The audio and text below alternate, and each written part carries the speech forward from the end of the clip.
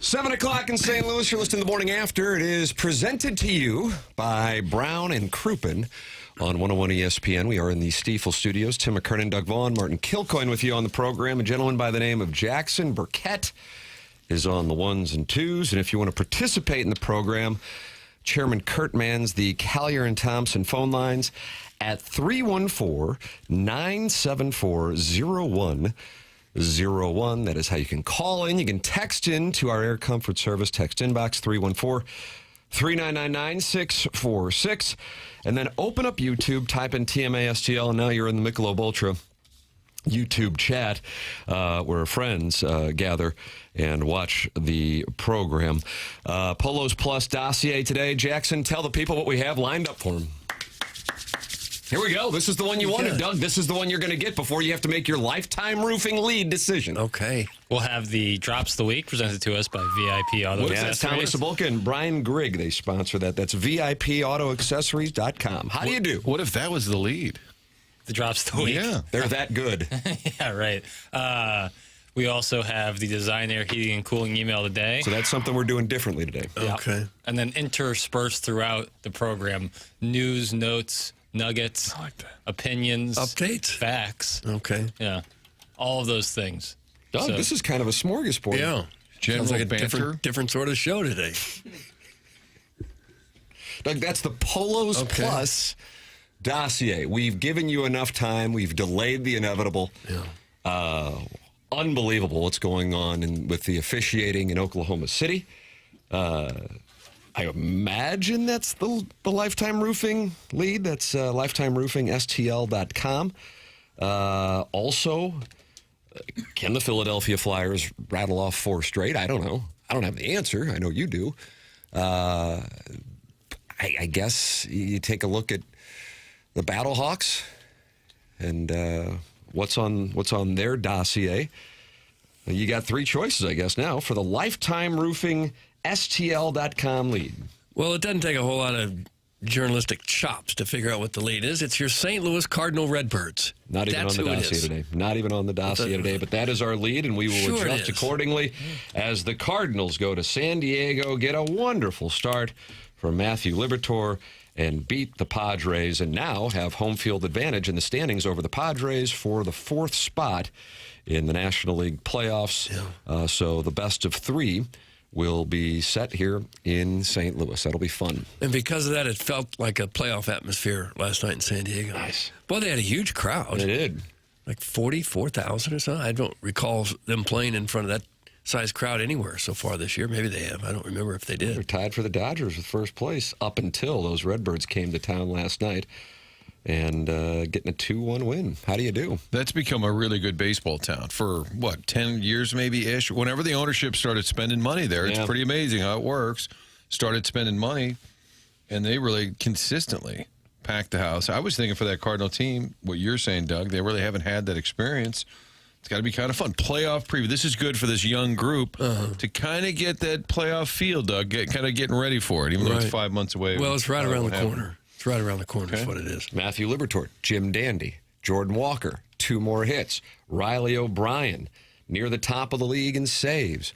Why the Cardinals go into San Diego, and here over the last weekend, they faced 2 of the best teams in baseball, both from the National League West, and why they've won 3 of 4. Okay. I tried to stay up for all of it. I was watching my phone in bed, and Nolan Gorman came up, and I fell asleep while he was at the plate. You're always on Gorman, this poor guy. Well, he struck out 3 more times last night.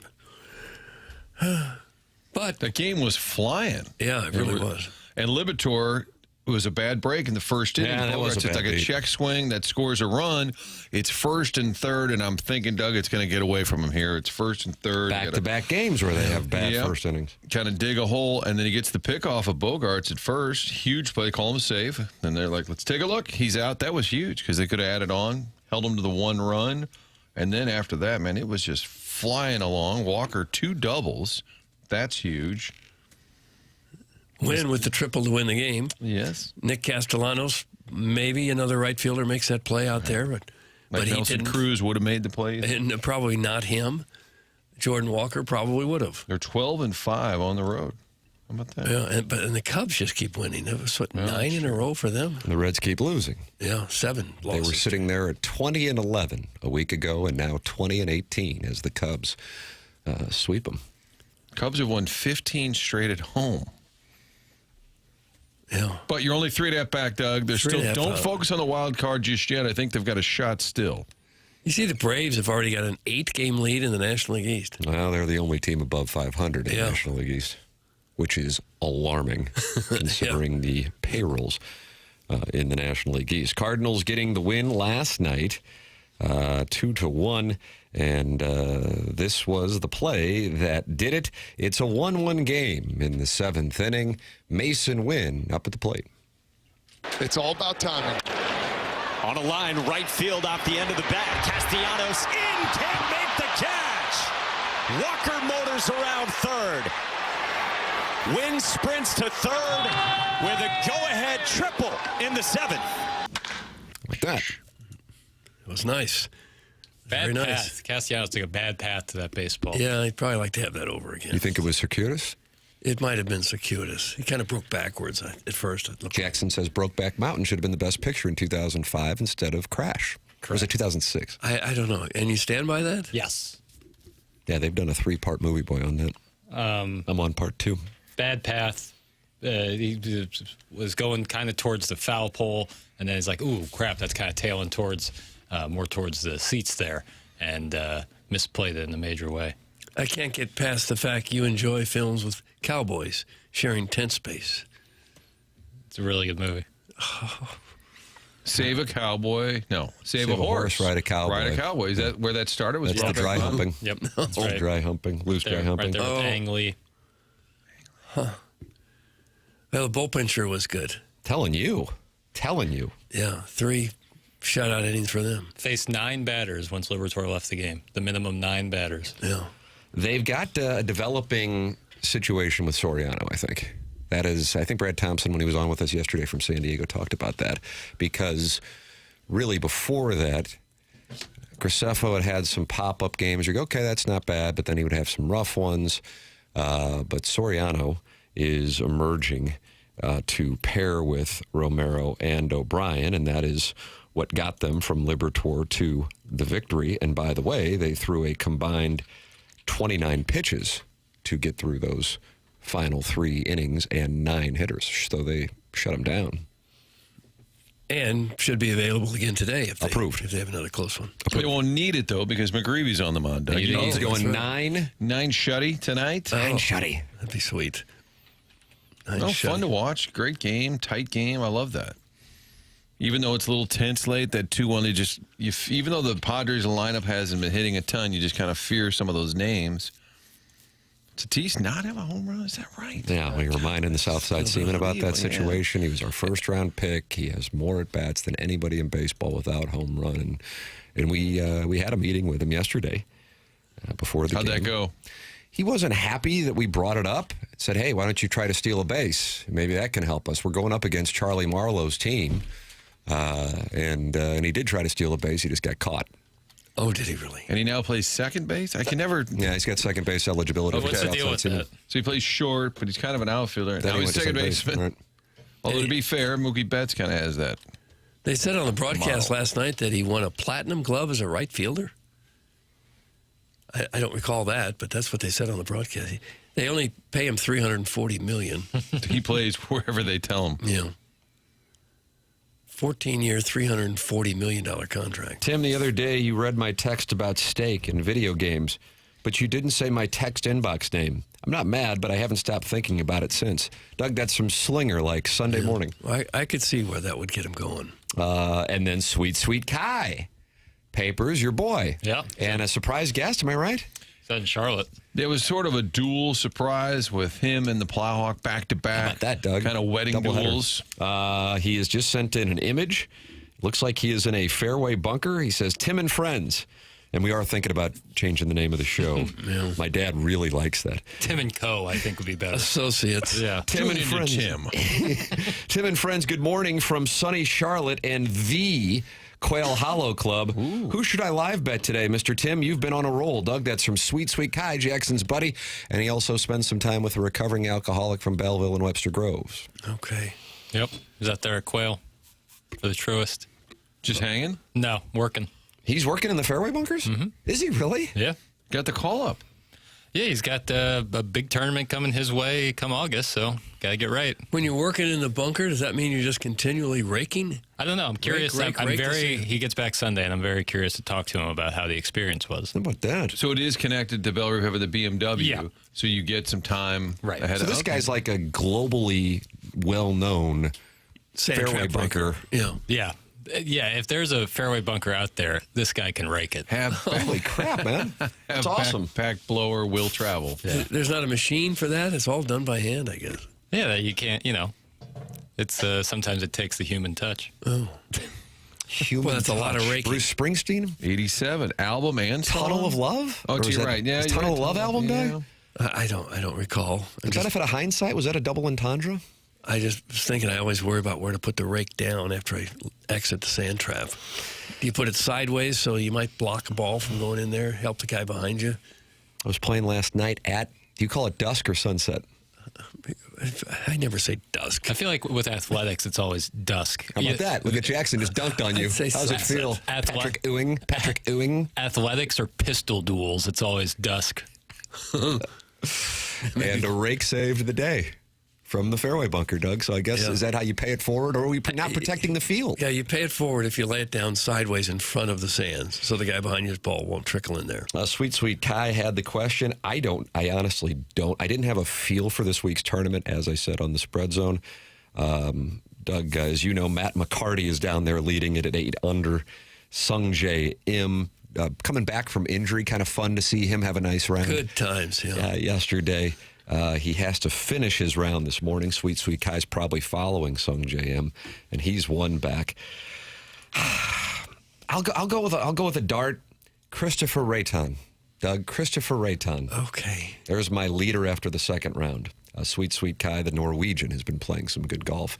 Nobody knows about him, but he was kind of lurking at Augusta on the weekend, and he was one stroke off winning the Zurich with his Norwegian countryman. So I'll How give much you golf can you Christopher- play in Norway? I bet it's a short season. Maybe Sweet Sweet Kai can hand him the phone and we can get him on the program I would like and to talk hear it over that. with him. Yeah. I'm going to go. Well, where is he? Well, where is he? Scott Piercy at 50 to 1. Sweet Sweet Kai takes Scott Piercy at 50 to 1. I believe he's playing in a member guest I was somewhere this gonna say, weekend. And then also Christopher Rayton, Doug, the Norwegian. Norwegians love Charlotte golf. If you were a golfer, wouldn't you move out of Norway just about as soon as you could? Most of those guys play golf like collegiately in America. How about that, Doug? Yeah, you'd think you'd have to leave before that to get good enough to be able to play collegiately in America. I mean, you couldn't wait till you're 18. Hey, I think I'll take up golf. Well, it's not like we can play in the winter here. How dare you? You can in Florida, California, Arizona, But Texas. like if someone from St. Louis, Yeah, but if you maybe want to stay in like the nice areas. You know, if someone from like, I don't know, Wisconsin made the tour, you wouldn't be like, I'd be shocked. no, but a lot of them do move. Steve Stricker, Steve Stricker, Doug. Wisconsin. Played at Illinois. My read is Jackson didn't know that. That's my read. That he's from Wisconsin. I was trying to No think of a idea. golfer from when you said that. Steve Stricker. Andrew Hubbard, Doug, is the buyer for Polos Plus, online at polosplus.com, crafting wonderful goods. Martin's Polos Plussed up, I see. Chairman Kurt Polos Plussed up. Doug, I'm not. I can't see papers because my phone books are down. I'm not. Okay. And he sent me this text, Doug. That's polosplus.com. You enter that promo code TMA at checkout. And he sent me, boy, there's a lot of text coming in my phone and the Air Comfort Service text inbox. That's the dossier I pay for. Papers gets his hair cut and starts to mail it in. And now we got a problem with a sponsor. I don't know what more he would want in there. Now we're not going to Sell save it. Now we're not going to save the sponsorship. Yeah, with that when in response. doubt, put it back on the sponsor. I'm not wrong. You're wrong. Right. I just don't.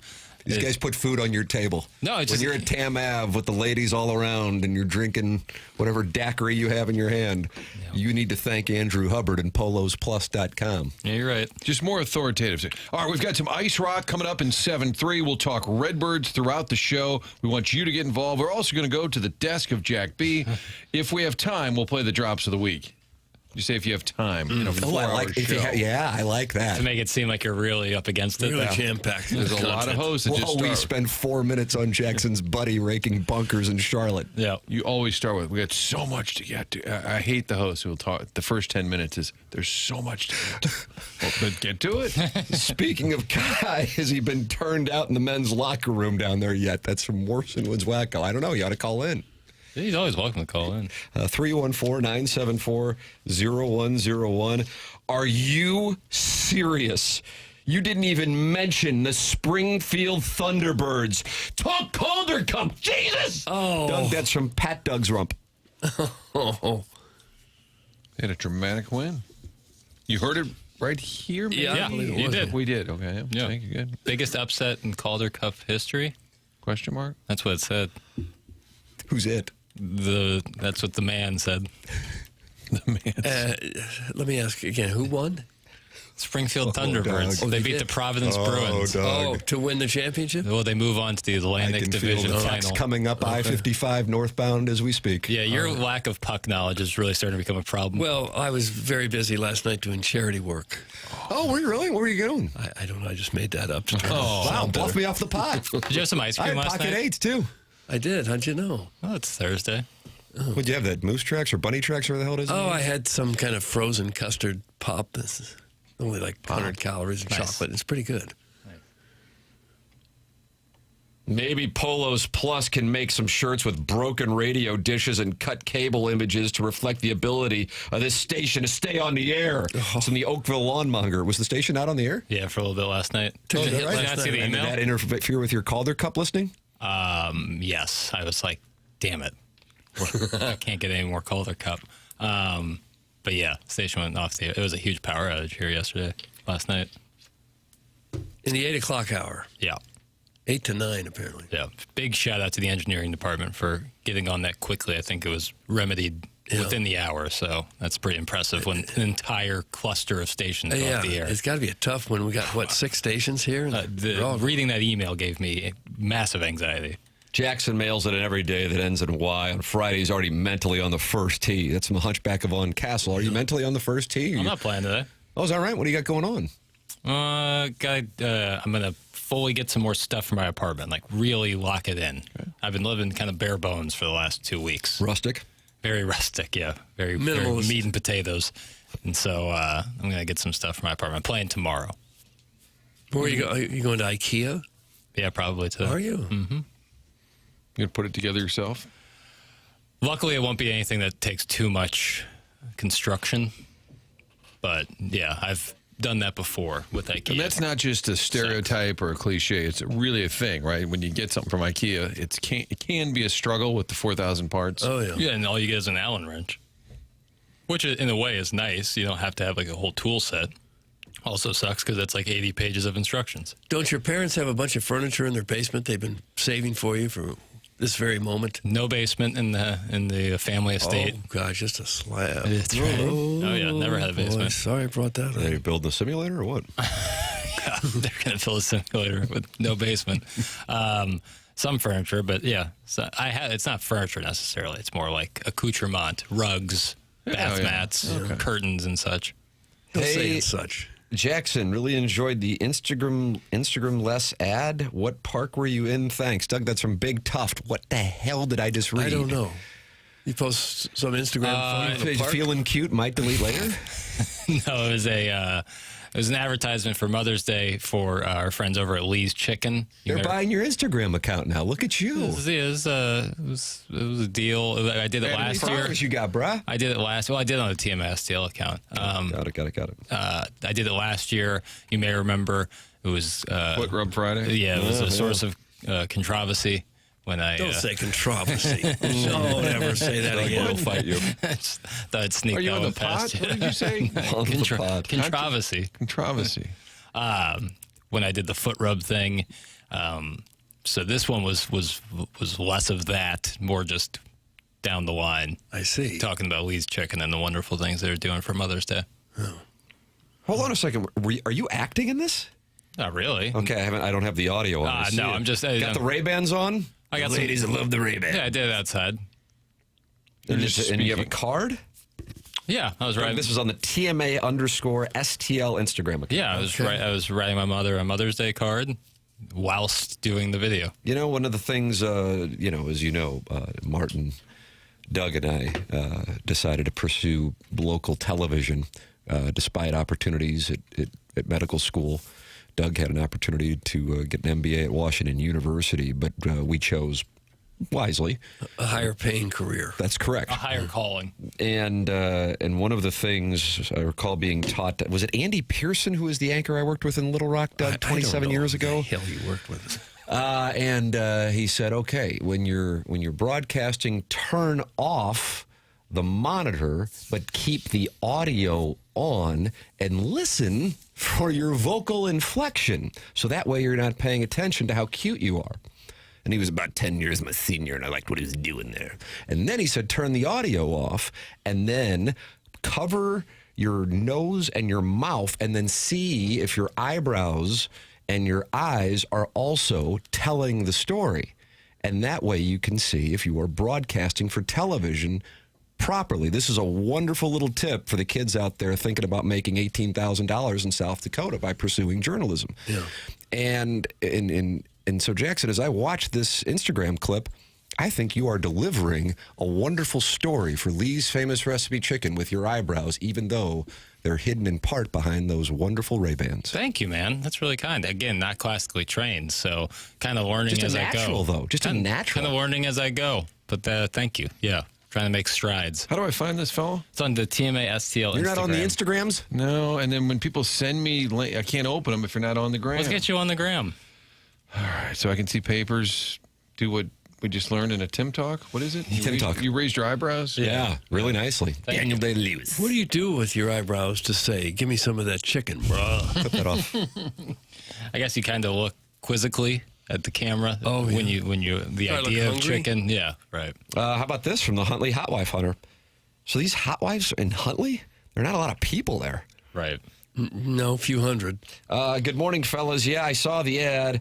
Old boy looks a lot like Anthony Michael Hall in The Breakfast Club. How about that from the Huntley Hot Wife Hunter? Could be worse. Things could be a lot worse. That was Judd Nelson, Ali Sheedy, and of course the great Molly Ringwald. Am I right on that? Emilio Estevez? Emilio Estevez? Yeah. Oh, I see it now. Yeah, boy, he is doing some acting. Yeah. And those eyes say, I'll have a breast and a thigh. Is Anthony Michael Hall your favorite Rusty? Text in. Of the...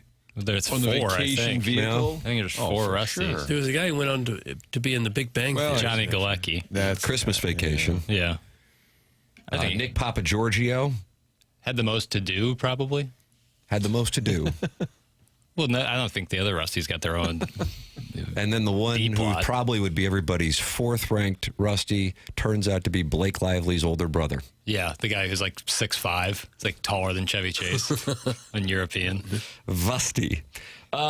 Did you do a walk and talk with a neckbeard in the woods? Isn't that everything you stand against papers? That's from Bobby Big Wheels. Wasn't in the woods. Did you shave that neckbeard? Yeah. Wasn't in the woods. I was outside, but that doesn't mean, yeah. Tree. Just if you see a tree, it doesn't mean I was in the forest. Which state park you in, boy? Backyard. Yeah, I was in the backyard. Happy early birthday, Doug. Doug's birthday, Martin. No, this it's is not my Doug's birthday. Tomorrow. It's not today. It sounds like you don't want the birthday show. I don't want the birthday. I've had plenty of those already. Well, that's the surprise, I guess, on the Polos Plus dossier. Friends will be dropping by, celebrities, to pay tribute. I would imagine you will hear from Rams and Blues and Cardinals and Billikens and Battlehawks and River Otters. Happy birthday. And there's Mike Lee dropping by to start it's not things my off. Birthday. Here comes Vincent Price. No, he won't be. Sea Monster's birthday, same day, right? Yeah. How about that? Yeah. And Lisa Ann? What are the chances? The big three, I Oh, say. yeah, Lisa Ann, same day. Yeah.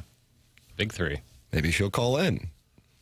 I don't think that she would. I'm looking at this TMA STL Instagram. It brought up the page. I can't play anything, but it has TMA Las Vegas, Plowboy What's Meals. TMA Las Vegas? Are we doing a new presentation? There's kind of a headline of It's like the real world. it says TMA Shorts. It says the Dotem, TMA Merchandise, and then it says Iggy Singing.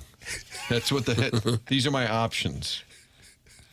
A lot of great choices. Where do you go? I'm seldom on Instagram on the desktop version, so I don't know. I know. Honestly, I didn't. how it looks. Those are highlights. Got it. Thank you. Plowboy Joe. Those are our Meals. highlights. Okay, 22 years.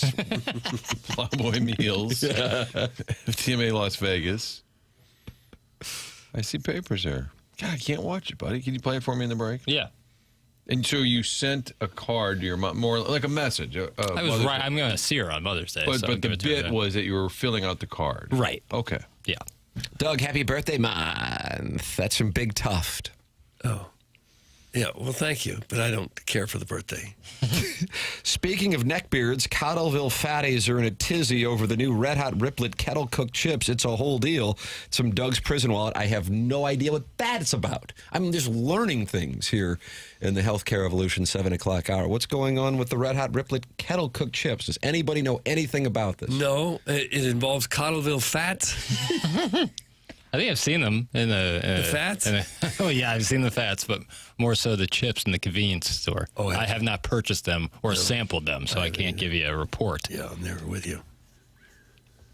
Finally, you guys mentioned Coach Monty's last pro team, the River Hunters. Some slinger like Sunday morning. He felt like that should have been the Lifetime Roofing I don't know. STL.com lead. No, it's still a Cardinals town. I was with Monty yesterday on the 2 Fox Studios, and we did a segment about the team and then one about his career. I didn't realize till I looked it up. His jersey is retired at the University of Maine. Really? And I said, no offense. I said, I didn't know you were that good. I mean, I know he made it to the NHL. They probably haven't had too many make it from Paul Maine. Correa was his teammate. Oh, really? That overshadow you a little bit. But he had to be pretty darn good. Sure. I didn't realize Paul Correa had gone to Maine. That's kind of... They won a Frozen Four championship. Martin, please take this whole how do I get on Instagram thing off air. Your CBC is showing. That's from Mr. Licks, Doug. Mr. Licks has not commented on Live Golf, but he has commented on Martin not getting, quote, into Instagram, as he says. It's a thing. I have not attempted to. Now, his joke would be funnier if I tried and was unsuccessful. I haven't tried to get on Instagram. Did they have computers? technology and stuff. Did they have computers at all when you were in school?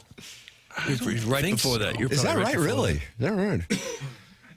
I remember learning typing from D.C. Yeah. Wilcutt, the great DC Wilcutt, legendary basketball coach. and just a true gentleman. One way, I had a beat, Doug, in the paper, and I had the basketball beat. And I'd have to call Mr. Wilcutt for quotes, and he could not have been a nicer man. But he taught me typing, and I thought of all the things I've learned. If you do get into broadcasting, you do type quite a Oh, bit. yeah. I'm right there with you. It was one of the best classes I ever took. The lead should be our 14U championship last weekend. That's from ball coach Steve on TikTok, who is not happy that you chose the Cardinals beating the Padres last night as the Lifetime Roofing lead. He wanted you to go with his 14U team winning the championship. The championship in what? Congratulations. We There have you a go, sport? Aaron Andrews. I Okay. assume baseball. How about Jackson? It's pretty early in the season to be winning championships. Well, that just shows how well the club's playing. I guess. Everyone else just shut it down. That's it. You won the first 3 games. We quit.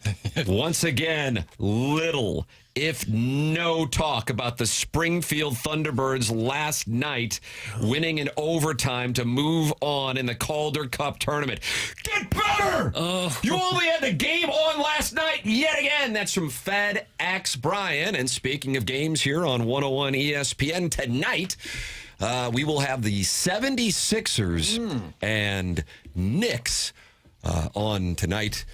No Gordon Hayward or Larry Bird in that one. But unfortunately, Doug, because the station was out for a bit, Jackson was unable to hear it. Yeah. And therefore, we don't have as much coverage of it as we would have liked. And people expect us to listen to everything that's on our station. Used to get those calls at Channel 4 all the time.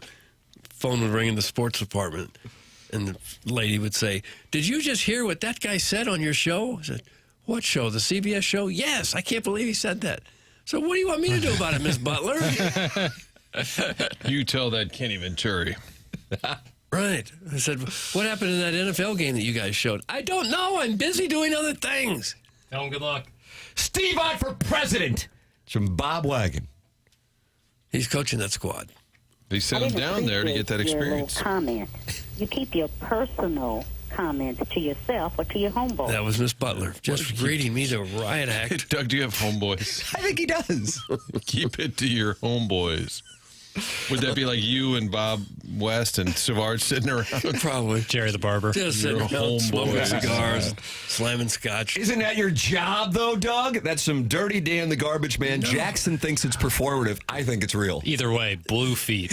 You are high on Dirty Dan the Garbage Man. Yeah, That's the listener of the month. tiniest bit the job of the sports reporter to know everything that's going on in the CBS television network. Well, we will have game one of the Thunderbirds against Wilkes-Barre, the Scranton-Wilkes-Barre combo. Those Penguins, Doug. Tuesday night, game one, we'll have it for you. Okay. We'll all gather around and listen.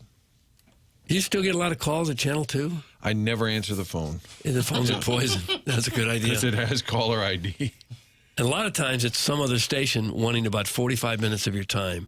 Can you get an interview with our guy who's from our town and he's there playing the blues tonight? And When you get sniped, it'll say assignment desk. You're like, oh, they must be asking about tonight's shoot, photographer, and you pick it up, and they transferred over the Angry Hoosier. And you're like, oh, yeah. yeah, a couple of questions for you. Is this Milton? Yeah. Notice you didn't show the Springfield Thunderbirds video. What do you got against the Blues, fella? And I'm like, oh, yeah, we're working on it. It'll be in our next show. Hey, Dave, we should add Thunderbirds to the next show to keep these Hoosiers happy. Okay, sounds good. Oh, man. That's how you handle it. Not in Not gonna general. be happy now. I'm saying that guy calling, not you people listening that want it. I, for one, am ecstatic what's going on with the squad. Yeah, and it's Tuesday, Doug, against Wilkes-Barre. Okay. All right, So we'll I'll try to preview listen it to- on Monday and Tuesday. Jackson's already lining some guests up. And That's gonna be Scranton fun. is that the office was from Scranton? That's correct. Michael Scott, Jan. Well, we got a lot of St. Louis ties. Maybe we should get Jenna Fisher on to That'd be fun. say, how about Springfield taking on your Scranton squad? Kind of a on-air bet. Yeah, she'd think that would be hysterical, I'm sure. The mayor's bet. We'll bet a slab of St. Louis ribs. Oh, yeah? Well, we'll bet you some Kansas City barbecue. There, it's on the line. That was a big thing when the Blues were playing Boston in the Cup, because a lot of the people from the office were from Boston, a lot from St. Louis. Had a nice little mix. That John Krasinski is Boston. The guy who played Roy, I think, is from Boston. I think Steve Carell's from Boston, actually. Did the mayor's bets go away, though, finally? They would always do that when That it was was the so World Series. corny. So stupid. And a case of Budweiser. It's not just the Air Comfort Service in text inbox where they're not happy, Doug. Also, the Michelob Ultra YouTube chat. 214 friends are in there watching us. And Gene Thomas, I don't know if you're familiar with his work. Gino, yeah. Gino Tom Tom, we called him. Who cares about this boring producer? Talk Battle Hawks! Oh. Who cares? Oh. The guy that owns the league, Mike Repole, he replaced The Rock quietly. The Rock just went away. Sits next to Francesa at Saratoga. Yes. That's right. He was tweeting out last night, he's disappointed that tickets are not selling for tonight's game. And Is he doing a little... Yeah, he was kind of pounding the crowd a little bit, saying, show up. And I'm like, he said, we've only sold 18,000. I'm like, that's not bad. On a Friday night for you, I honestly think that's not bad, but he is not happy. Let me see what he said here. Well, I mean, this market is the bell cow, for the operation. If St. Louis goes, they all go. In all seriousness, that's kind of what they're depending. Well, you guys used to get 30. Let's go here. And I'm like, yeah, but the team in Arlington gets 5. What do you... Kind of a load-bearing city. I like that. Load-bearing city. It's not fair. Are we a load-bearing city? Call in to talk about it at 314-974-0101. That's the Callier and Thompson phone lines. Then you got this Air Comfort Service text inbox, 314-399-9646. You open up your YouTube app. You get to watch the program and talk it over with other TMA listeners. Chairman Kurt is participating in the conversation, along with proctologist Rubber Gloves and St. Lunatic and the TMA remote lamp. They're all in there. You can be in there, too. It's the Michelob Ultra YouTube chat. The program brought to you by Brown and Crouppen at getbc.com, 314-222-2222. Founded in St. Louis, 1979. Presenting sponsor of this program since 2023. That's Terry Crouppen. That's Andy Crouppen. That's Ed Herman. They are local. They don't get paid unless you get paid. And when you have an accident, they come to you. They take your calls for free. They know that times can be tough right after an accident. They will come to you. And, of course, they are local. And if you get in an accident, don't you want somebody who knows the local legal environment? That's Brown and Crouppen at 314-222-2222 or go online at getbc.com. It is 7:35 in St. Louis. The time check brought to you by Clarkson Jewelers. The program is called The Morning After. It's presented to you by Brown and Crouppen on 101 ESPN.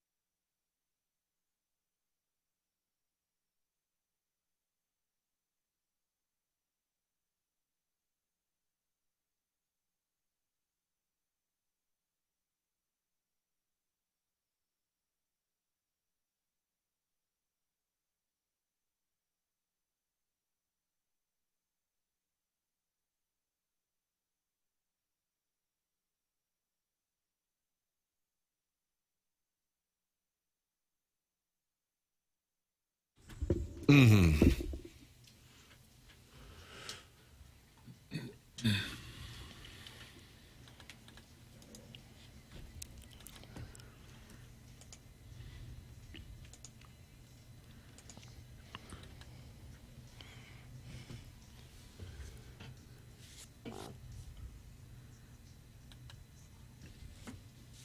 Said he never get near it. Watching Big Mac back and forth with Sammy Sosa. Things we didn't speak about, familiar Cosa Nostra. Homer after Homer after Homer after Homer. It's like summer 98, he'll live 80 by October. Man, this is the jam. Where will you be when Jordan Walker hits number 80? Got me feeling like it's summer 98. Doug, I thought he might have had a home run last night. The ball kind of disappeared down the left field line. Is it enough? Yeah. Close. Ground double. And he had another double to left center where he was just flying right out of the box. Really good base running. Jordan Walker now hitting, batting average-wise, 309. 2 more hits last night for the Cardinal right fielder in the 2-1 win. Now, what we would love to be able to do for those of you in the TMA listening audience here on 101 ESPN is play post-game reaction. But it says in the Polos Plus dossier, nothing like hitting the road with no post-game audio. So Jackson's kind of opining on the situation, which, again, I just feel like is a miss. I don't get it. I don't get that. ESPN broadcast, so you don't even have a chance with Cardinals TV putting something on. But ESPN doesn't have people? They probably don't care about post-game. Martin's got a tight read. He called out the hint. But if I'm the Cardinals and I think they travel with a video crew, every night, put something out. Put something. I actually think, whether it's on X or Instagram, they should put out a highlight package every night with like 8 of the big plays. So if you live in... I think they do on YouTube. Do they do... Jackson, are those highlight packages like certainly the Blues have, each NHL team does. Like a recap? My general observation, but going back to your point, is the NHL is more dialed in on the utilization of social media than Major League Baseball is. Yeah. So, in a game on the West Coast, not only would you be able to watch the highlight packages, so the Blues would send one out, let's say they played Winnipeg, and then Winnipeg has one. The Blues one would have Chris Kerber and Joey Vitale's calls, and then the Winnipeg So like the top 7 plays or whatever. Correct, and it tells the story of the game. Yeah. And then in addition, we know we can wake up and then also, I think the Curbside podcast thing is a great asset. I think that was a smart move by Kerber to do that. I like listening to that, and then Vitale and Kerber break down the game in addition to the postgame sound. But then separately, you can go on to the Blues YouTube channel and watch the postgame. But again, this is not a Cardinal thing. This is an MLB thing, and I don't know if it's a regulatory thing. It's post-game sound. I wouldn't imagine that's IP or proprietary. So MLB posts condensed games of every game. If you go to MLB, so it's MLB. MLB Film Room has condensed games, so it's like 8 minutes of. So I was watching last night's, and it was in part Cardinal calls. Yeah, that's and what in part. Padres broadcast like radio calls matched to the video. Because I can't recall whether there was a call where, it was the Bogarts pickoff. They're like, that was the Padres guys. He's safe. I don't even know why they're reviewing it. No, wow. Yeah, right. And then for Scott's, they're probably like, well, he's for sure out. So they do that with like a mix of the broadcast. But it's not, like, if you didn't know about MLBFilmRoom.com, it's not like it's right in front of your face, like when the Blues tweeted out or another team would tweet out the game. And that's what I'm saying. I know there's 2 different things. We're talking about post-game interviews, the manager, the players, making that more accessible, not just to media, maybe even to fans. But what I'm saying is I'm looking at the Cardinals' Twitter page, X, whatever, and it says that's a winner. It's just a picture of Burleson. That's the last thing. I feel like when you wake up, if you're a fan in Anchorage or Australia or wherever, there should be a little highlight package on your Instagram, your TikTok. Agreed. And it's got the top 7 plays. And if you didn't see the game and you're a fan and you're vacationing, you're in Mexico, oh wow, Walker homered again. Just, to me, that would be easy. So that is on YouTube. But that's the condensed game you're saying. It's a 10-minute highlight package. I guess I was saying like a minute even, just like 5-6 plays. But is the YouTube one from the same thing you're talking about with the MLB? Yes. but they put They're it on likely YouTube. the same thing. Why don't you take the highlights you use on Channel 2 and send it to MLB? I probably would get sued if I did something with The sick man, Doug, has sent this in 3 times. He says, hey, dumbasses! You can find a 10-minute recap on YouTube of every Cardinal and Blues game. Think about it next time. Leave us alone. That's exactly. Sick man what we've been and the saying. Tim man are saying the same I thing. think that's what I've been saying. Yeah. It's okay. My observation is the following, which I stand by, is you utilize YouTube. Now, I understand we have different age demographics, but if we can all agree on this principle, and maybe we can't agree on it, I don't know, Doug, but if we can all agree on the principle that you want to get the content to as many people as possible and recognize that for an older demographic, perhaps they're listening to X, Y, or Z, and for a younger demographic, they're accessing their content through X, Y, or Z, and you make sure that it is available on all of those, that is in the best interest of the game. That's in the best interest of any business that distributes content, and I don't understand why that is not done by baseball. I'm legitimately curious. I keep talking about texting and Nook about that. I need to just do it and see. And not that, again, I want to emphasize this also. This is not a Cardinal thing. This is an MLB thing. The NHL, on the other hand, just of the 4 major sports that we have in the market, they're a contrast to it. You're going to get post-game sound, and the Blues can be in whatever. I use Winnipeg as an example because that would be the outpost, and you're going to get Montgomery, you know that, and then you're going to get 1 or 2 players. And this is not done through the lens of this show doesn't need that stuff, but if you're a fan and you want to hear about a controversial play, a call, or an injury, you want to have that. And it's so easy to do now. Yeah, I'm just surprised by it. It just takes a cell phone and a microphone to clip into the bottom of the cell phone, and some employee of the team could go around and do a couple quick interviews of the key players of the game. Well, that's what the Blues do. If nobody's traveling, which is part of this is the drop-off and media coverage of teams on the road, but the Blues, Chris Pinkard, who works for the team, writes for their website, will go in front of Joe Hofer, hey, talk about your game. And they'll say, yeah, I wish I wouldn't have given up that goal or whatever. The Cardinals literally post the highlights on Instagram a few hours after the game ends. Oh. We're not. I respect Jeff on the Hill. I appreciate it. Not the conversation piece that I am focused on. I am well aware of it. It's how I watched the Cardinal game last evening. I am completely aware of it. I'm talking about post-game reaction. That's what I'm talking about.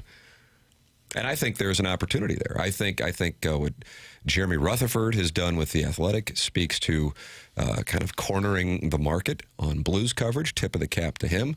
I think what Gabe DeArmond has done with Missouri coverage, he's cornered the market. And Stu Durando with the Billiken coverage. I think there's a golden opportunity from a Cardinal standpoint. If I were 25 years younger and didn't have kids, I might just go, you know what, F it, I'm going to raise some capital or just put my own money in and just fly around and be the Gabe DeArmond of the Cardinals. I think that is a golden opportunity. If somebody wants to do that, as a matter of fact, maybe I'll bankroll it.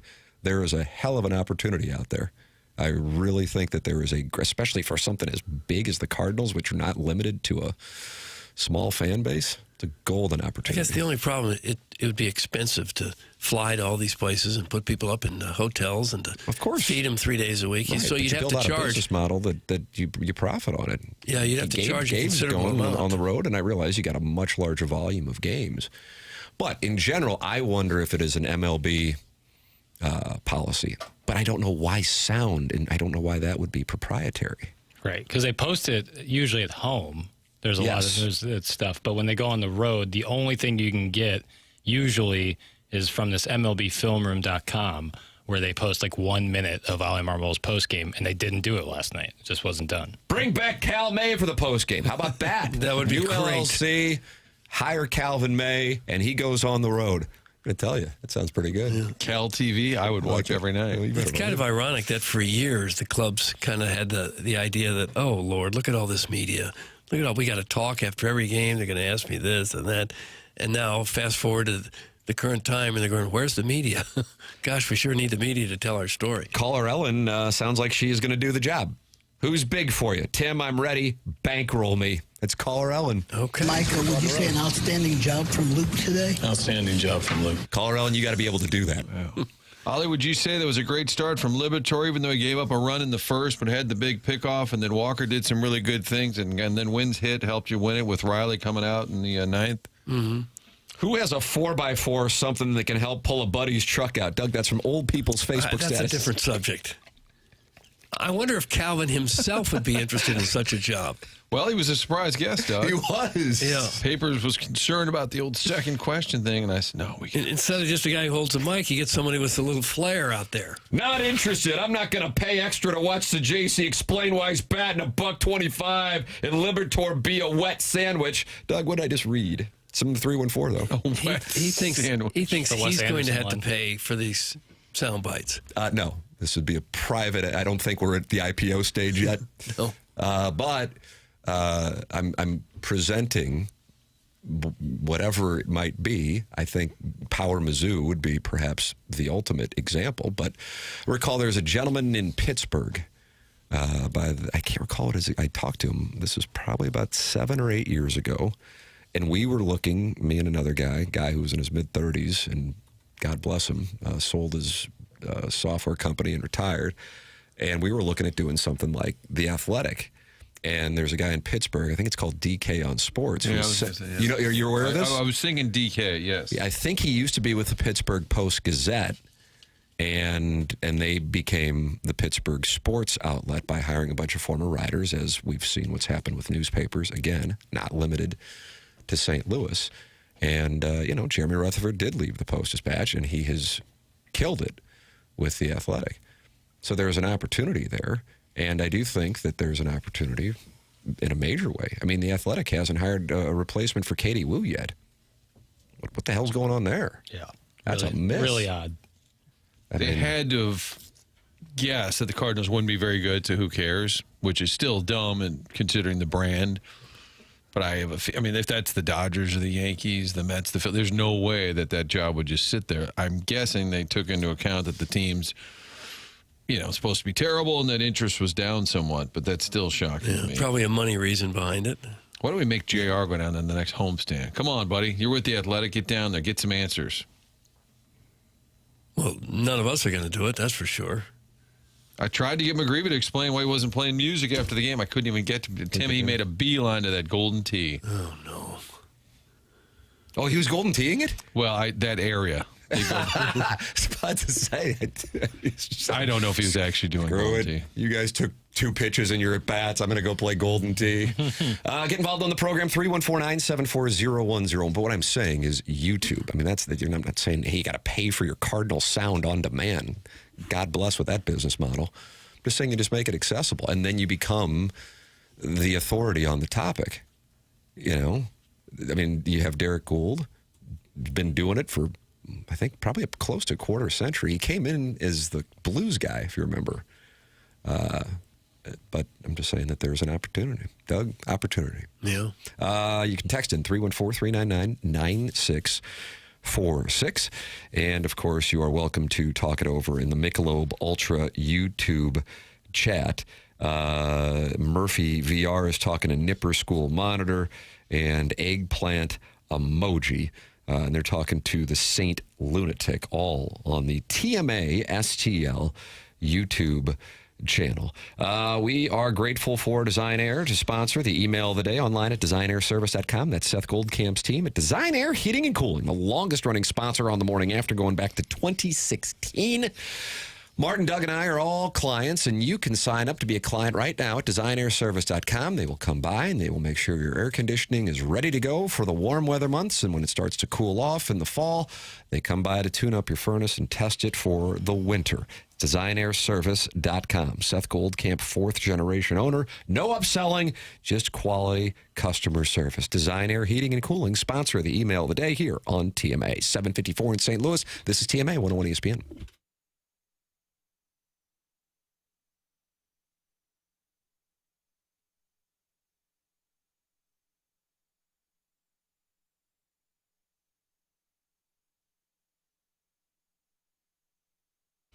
Roof Restore is online at notanewroof.com. And earlier, about 2 weeks ago, they came by my house to perform their service and extend the life of our roof. They're online at notanewroof.com, 314-279-ROOF. Roof Restore is a locally owned business with decades of experience in the roofing business. Roof Restore treats and maintains existing asphalt shingled roofs, adding up to 15 years to the life of your existing roof at a tiny fraction of the cost of a replacement.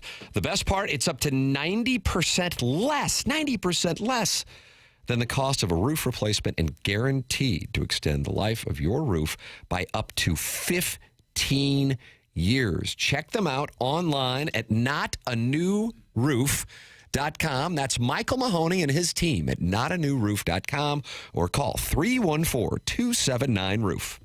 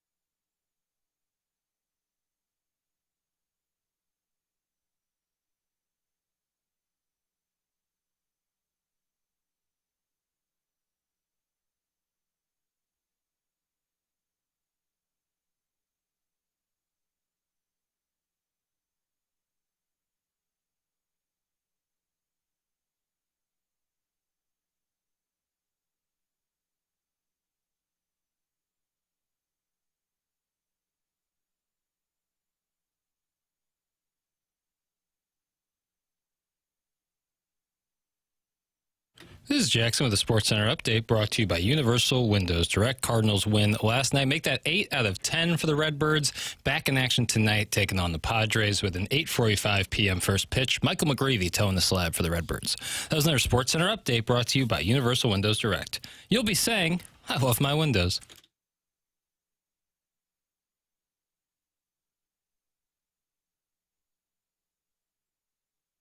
It is TMA 101 ESPN. We are in the Healthcare Evolution 7 o'clock hour, heading toward the Fisher Window and Door Store. 8 o'clock hour on 101 ESPN and the TMA STL YouTube channel. Tim McKernan, Doug Vaughn, Martin Kilcoyne with you on the program. Jackson Burkett on the ones and the twos. Chairman Kurt is filtering phone calls at 314-974-0101. You are welcome to call in to the program and talk it over here on the morning after. The Cardinals win last night 2-1 over the Padres. Derek Gould was on BK and Ferrario talking about why he believes this team is resonating with fans more so than, for example, as we were saying on a show 2 days ago, a team that did get to 9 games over 500 in 2025. Here is Derek Gould, who regularly appears here on 101 ESPN and, of course, writes for the St. Louis Post-Dispatch. Yeah, I think there's an energy about it. I'm eager to see if more interest develops or if it's just more engagement from people who were interested. For the last few years, and we've discussed it, I've written about it, it's just this team had such a hard time capturing the imagination of the fan base, whether it was just a dull atmosphere at the ballpark, a dull results, disappointing, just there was a lot of dullness to it, and it wasn't a very the kids would say the Cardinals didn't have a whole lot of riz, man. They just didn't. They were not a very charismatic or captivating team. And, that wasn't for lack of effort. That wasn't for lack of star power. That just was maybe just a fatigue setting in for that era and for the results never matching what either the names on the back of the jersey or the names on the front of the jersey demanded. Derek Gould. What do you guys think about that assessment, comparatively speaking? Yeah, I think he's pretty much right on there. I think a lot of the turnaround has been Jordan Walker fueled and also J.J. Wetherholt. You've got 2 young, exciting stars now, and I think they probably should get the bulk of the credit for so much renewed interest in the team.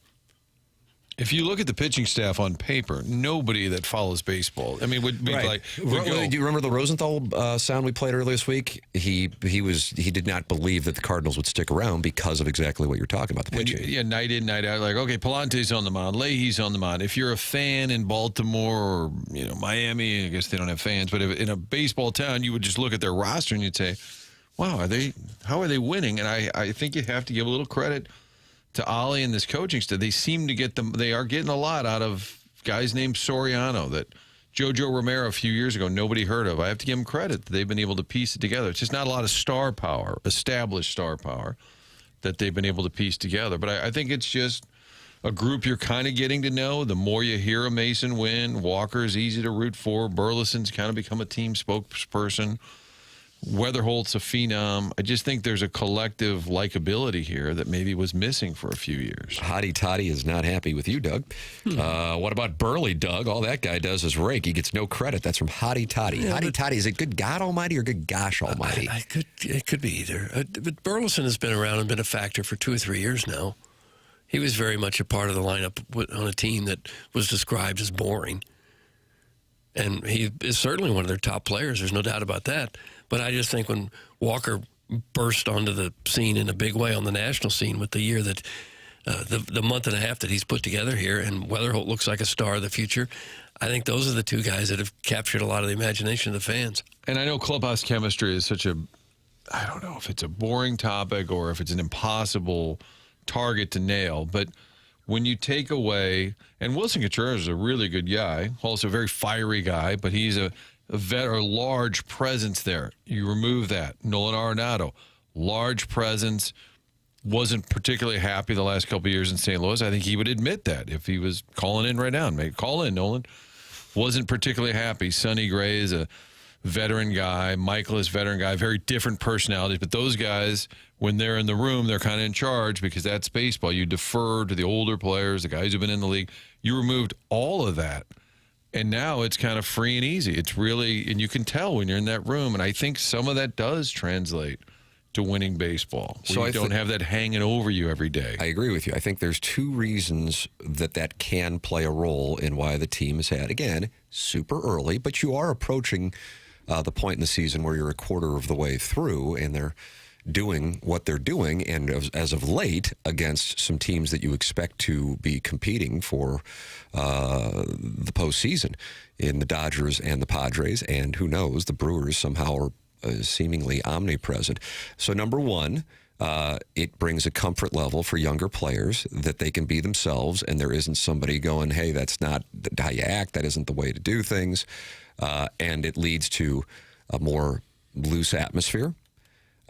In addition to that, if you like being around, then that leads to you being around longer. I can't recall who it was. I mean, I guess logic would dictate it's McGreevy, but I don't know if it was McGreevy telling a story of how they were all just hanging out after a game.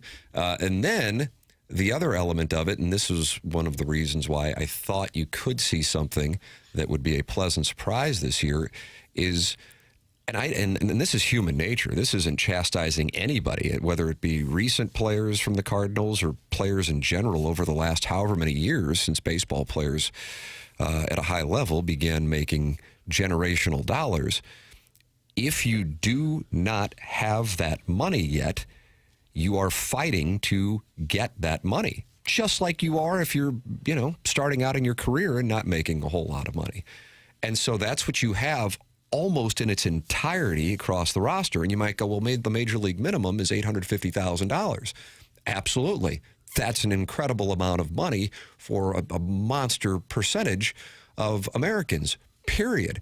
But what is lost in those conversations is you might make it for a year or two, and then you don't necessarily have marketable job skills to fall back on, and now you're 27 years old, and you're going, okay, I have that, and that's nice that I had that, but it's not like all of that money then goes to whatever account you're putting it in.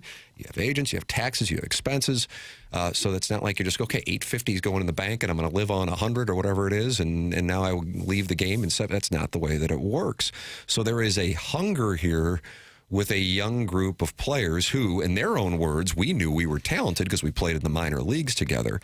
And I think if you want to go to work and you want to be around, that then leads to you're going to be working more on your craft. And then in addition, you are trying to get to a point where you have an opportunity to land one of those big contracts. And when I got together with Chaim Bloom, just BSing a few days before the end of spring training, that was one of the things that he talked about, is there are some guys here who have an opportunity to really change their lives and potentially the lives of their children and grandchildren if they can take advantage of the moment.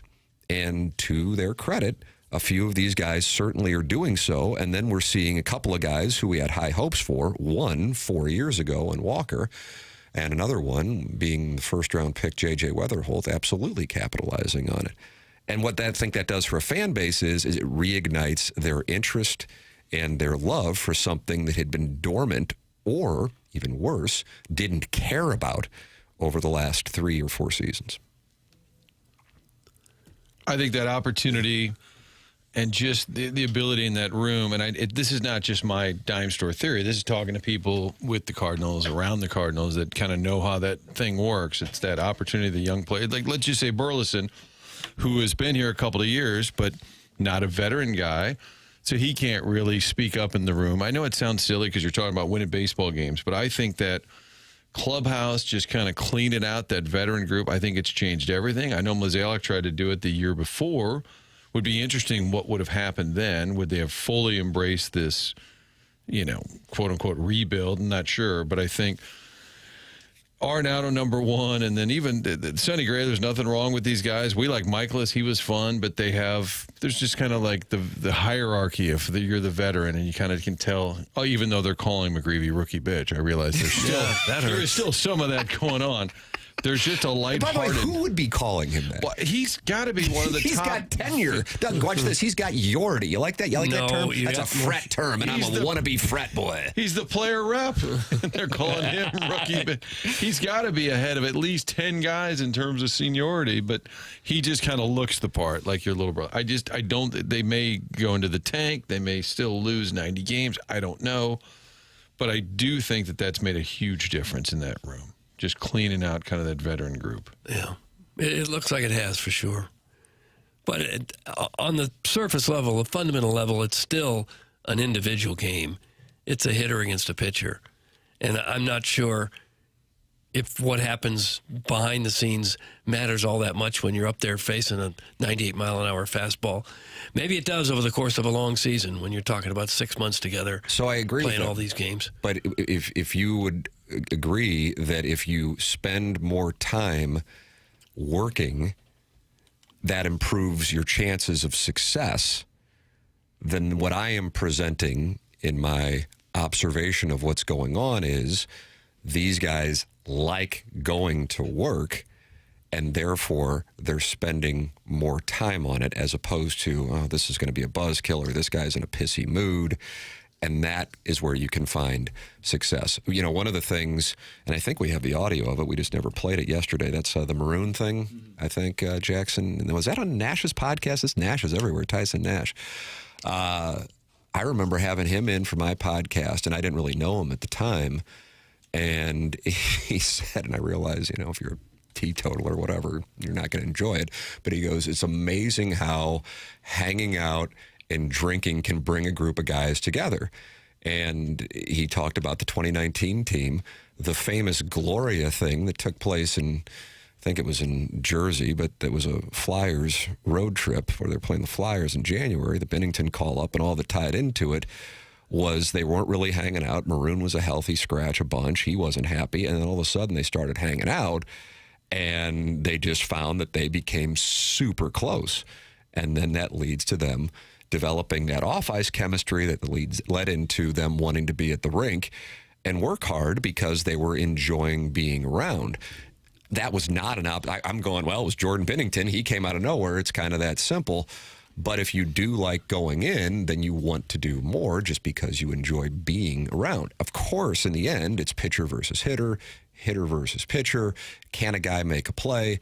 And yeah, if you like hanging out with guys, if you isolate it, of course, that doesn't seem like that would lead to results. But if by working, if making further observations because you're around on a pitcher's proclivities, then that can increase the probability of success, as opposed to like, man, I don't want to get there until the last minute because I know this guy's going to be saying this, or this guy's acting like this, or this guy doesn't get along with this guy. That's how it can play out. And then I think overall, arcing is, I have an opportunity here that if I were playing for the Dodgers, I would never have, and it's an opportunity to potentially get a 3-year deal for take your pick of whatever 7-figure amount. That can change my life, my family's life, and who knows, maybe my grandkids' life. I've got to do every damn thing I can, as opposed to take your pick of whomever over the last recent years who had made, tens of or hundreds of millions of dollars and then kind of checks out and goes, okay, the team's not very good anyway. Screw it. So I think those two things can combine for a perfect storm of a surprise for a young team. I think the best example in the last few years of what are we doing here was Brandon Crawford. He's just sitting on the bench. He's a veteran, and he was not a bad guy. I'm not saying that. But just opportunity-wise, he's sitting on the bench. He's hitting like 120. And I think some of that was Arenado was pushing hard. He thought they needed more and more veteran guys. That was something he was vocal about. And I felt like they did Crawford to kind of appease him. And then that spot, even if you say, yeah, I want my young guys playing all the time down in Memphis, you could still learn a lot by being in the big league club, not playing every day. That was an example to me where we're just kind of filling spots for no real reason and had no future. There's no upside to that at all. And then the guy doesn't hit, and then you don't want to cut him because he's an established veteran who's won a bunch. Then you put yourself in an awkward spot. I think they just did a lot of that, and it did nothing to move the ball forward. Dirty Dan, the garbage man. Jackson thinks it's performative. I think it's real, and I might now start to lean toward Jackson's opinion. He says that's why you guys need before the morning after off air to get your minds right and build team chemistry. That's from Dirty Dan, the garbage man. Doug, how great would that be if we had before the morning after, we build some chemistry, then we come in here and we do 4 hours of the morning after, then we do after the morning after. And eventually, just to have cameras following us around like we're the Real Housewives. No, thanks. You want to start like at 3 a.m.? Rest in peace, Dan. You want to go 4 hours of before the morning after? That's what Dirty Dan, the garbage man, the thinks. Morning after. Jackson, I think you were right. Bad read on my part. Tip of the cap. It's all the drinking we do. Where in the hell did that come from? All of the sudden, Ice Cube's 1991 hit No Vaseline was played as a drop. Everyone was stepping all over it. One more time. No Vaseline, yeah, he was rough. Oh, award-winning drop. I feel that was taken out of context. I don't know. Doesn't sound like it. You sound exactly like Ice Cube, and that's O'Shea Jackson. Yeah. Sorry, Martin. No, you're fine. I would like more drops. I'm not complaining. If you just, every once in a while, if you just give me a drop fest, it just. Oh, you want to do a symphony? Yep, there you go. There's one. That Gabe's post-game show. Obviously. No. Okay, it was Gabe's. I thought it was the guy in New York. I think it was following the South Carolina game at night. The gentleman had a libation or two. That's the best. And that was where he was. I, for whatever reason, was blocked from the fan page, and it really pissed me off. Yep, that fan page. Hot. Where was that audio? It's a mouthful, and it's delicious. Bundesliga, second Bundesliga. Taylor Twellman, you high. Friend of the show. I enjoy a little bit of wetness, too. Jeff Ablin. Friend of the show. He's a delight. Let's see here. Let's play along. Mm-hmm. Does this count as a drop? Why are you being such a crab ass today to all the callers? Yeah. Do you take pot? It's the reaction that answers the question. Then they go to Vancouver. Yep. San Jose. San Jose. San Jose. Now, which do you think is the pivotal game there? I'm thinking Nashville. Yeah, I think the pivotal game going to be Nashville. Played by the Predators. And then they're home for 3 games.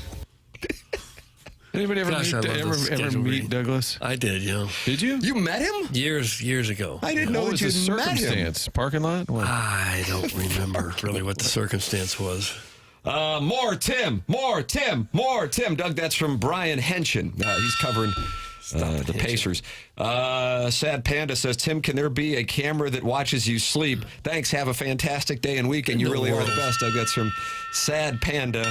And Doug, they really want before the morning after that starts at 3 a.m. Do it your own damn self. How about called that? The skeleton. Sometimes those guys who do the video game streams, they'll do like a 24-hour stream and they'll fall asleep for 6 hours and keep the camera on them. And there'll still be like... And there'll be people watching them sleep. It'll be like 1,000 people. It'll be like 1,000 people on there watching. And I just in my mind, I think this is the death valley of humanity. Yeah.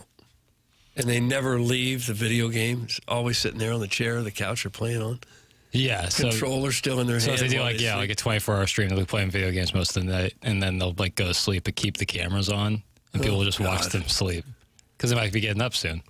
Doug, the sick man was yelling at us saying, hey, dumbasses, you can find a 10-minute recap of YouTube of every Cardinal and Blues games. Think about it next time.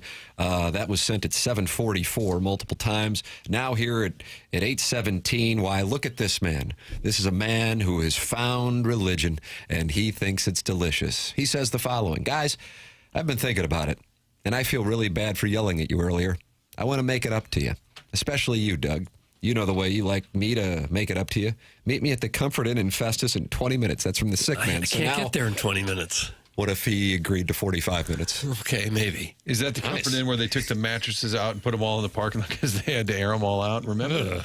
Yes. There Bed bugs? JR, yes. I think there was some issue. yeah. JR said all the mattresses were out in the parking lot. Sharon and Clayton regarding Jackson's video game Twitch observation. Hello. Maybe the watchers or whatever fell asleep too. That's Sharon and Clayton, Jackson. Probably did. Okay. Doesn't change your opinion on it, though, does it? But you don't know that. Well, who would just sit there and watch a guy sleep? I don't know. I didn't need the maybe like you felt like that had a tone to it? That's Yeah, like, it's like, get out of here. All right. Get out of here. Nice. Eric in the Central West End said TMA has the Cooperstown of drops. How about that, Good Papers? job, Papers. Yeah. Good job, buddy. Yeah. The drops, we have like probably 1,200 drops.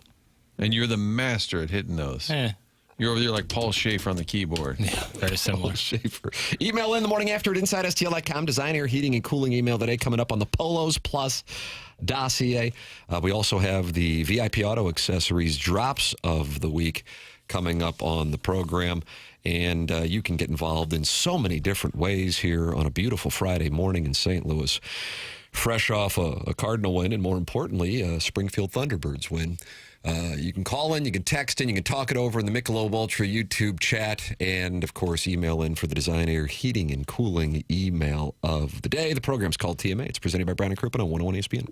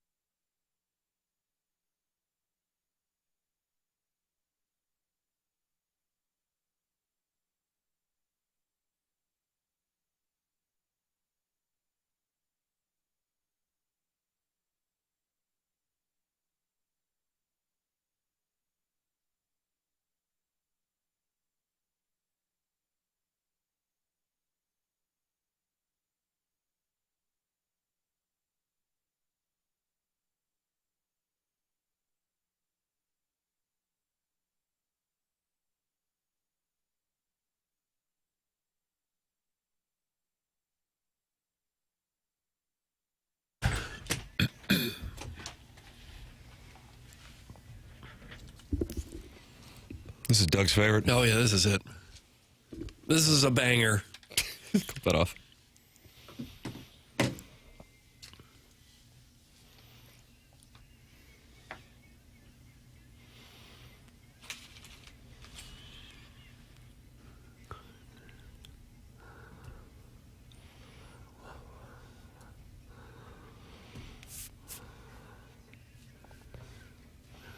Hard not to get fired up when you hear it. Yeah.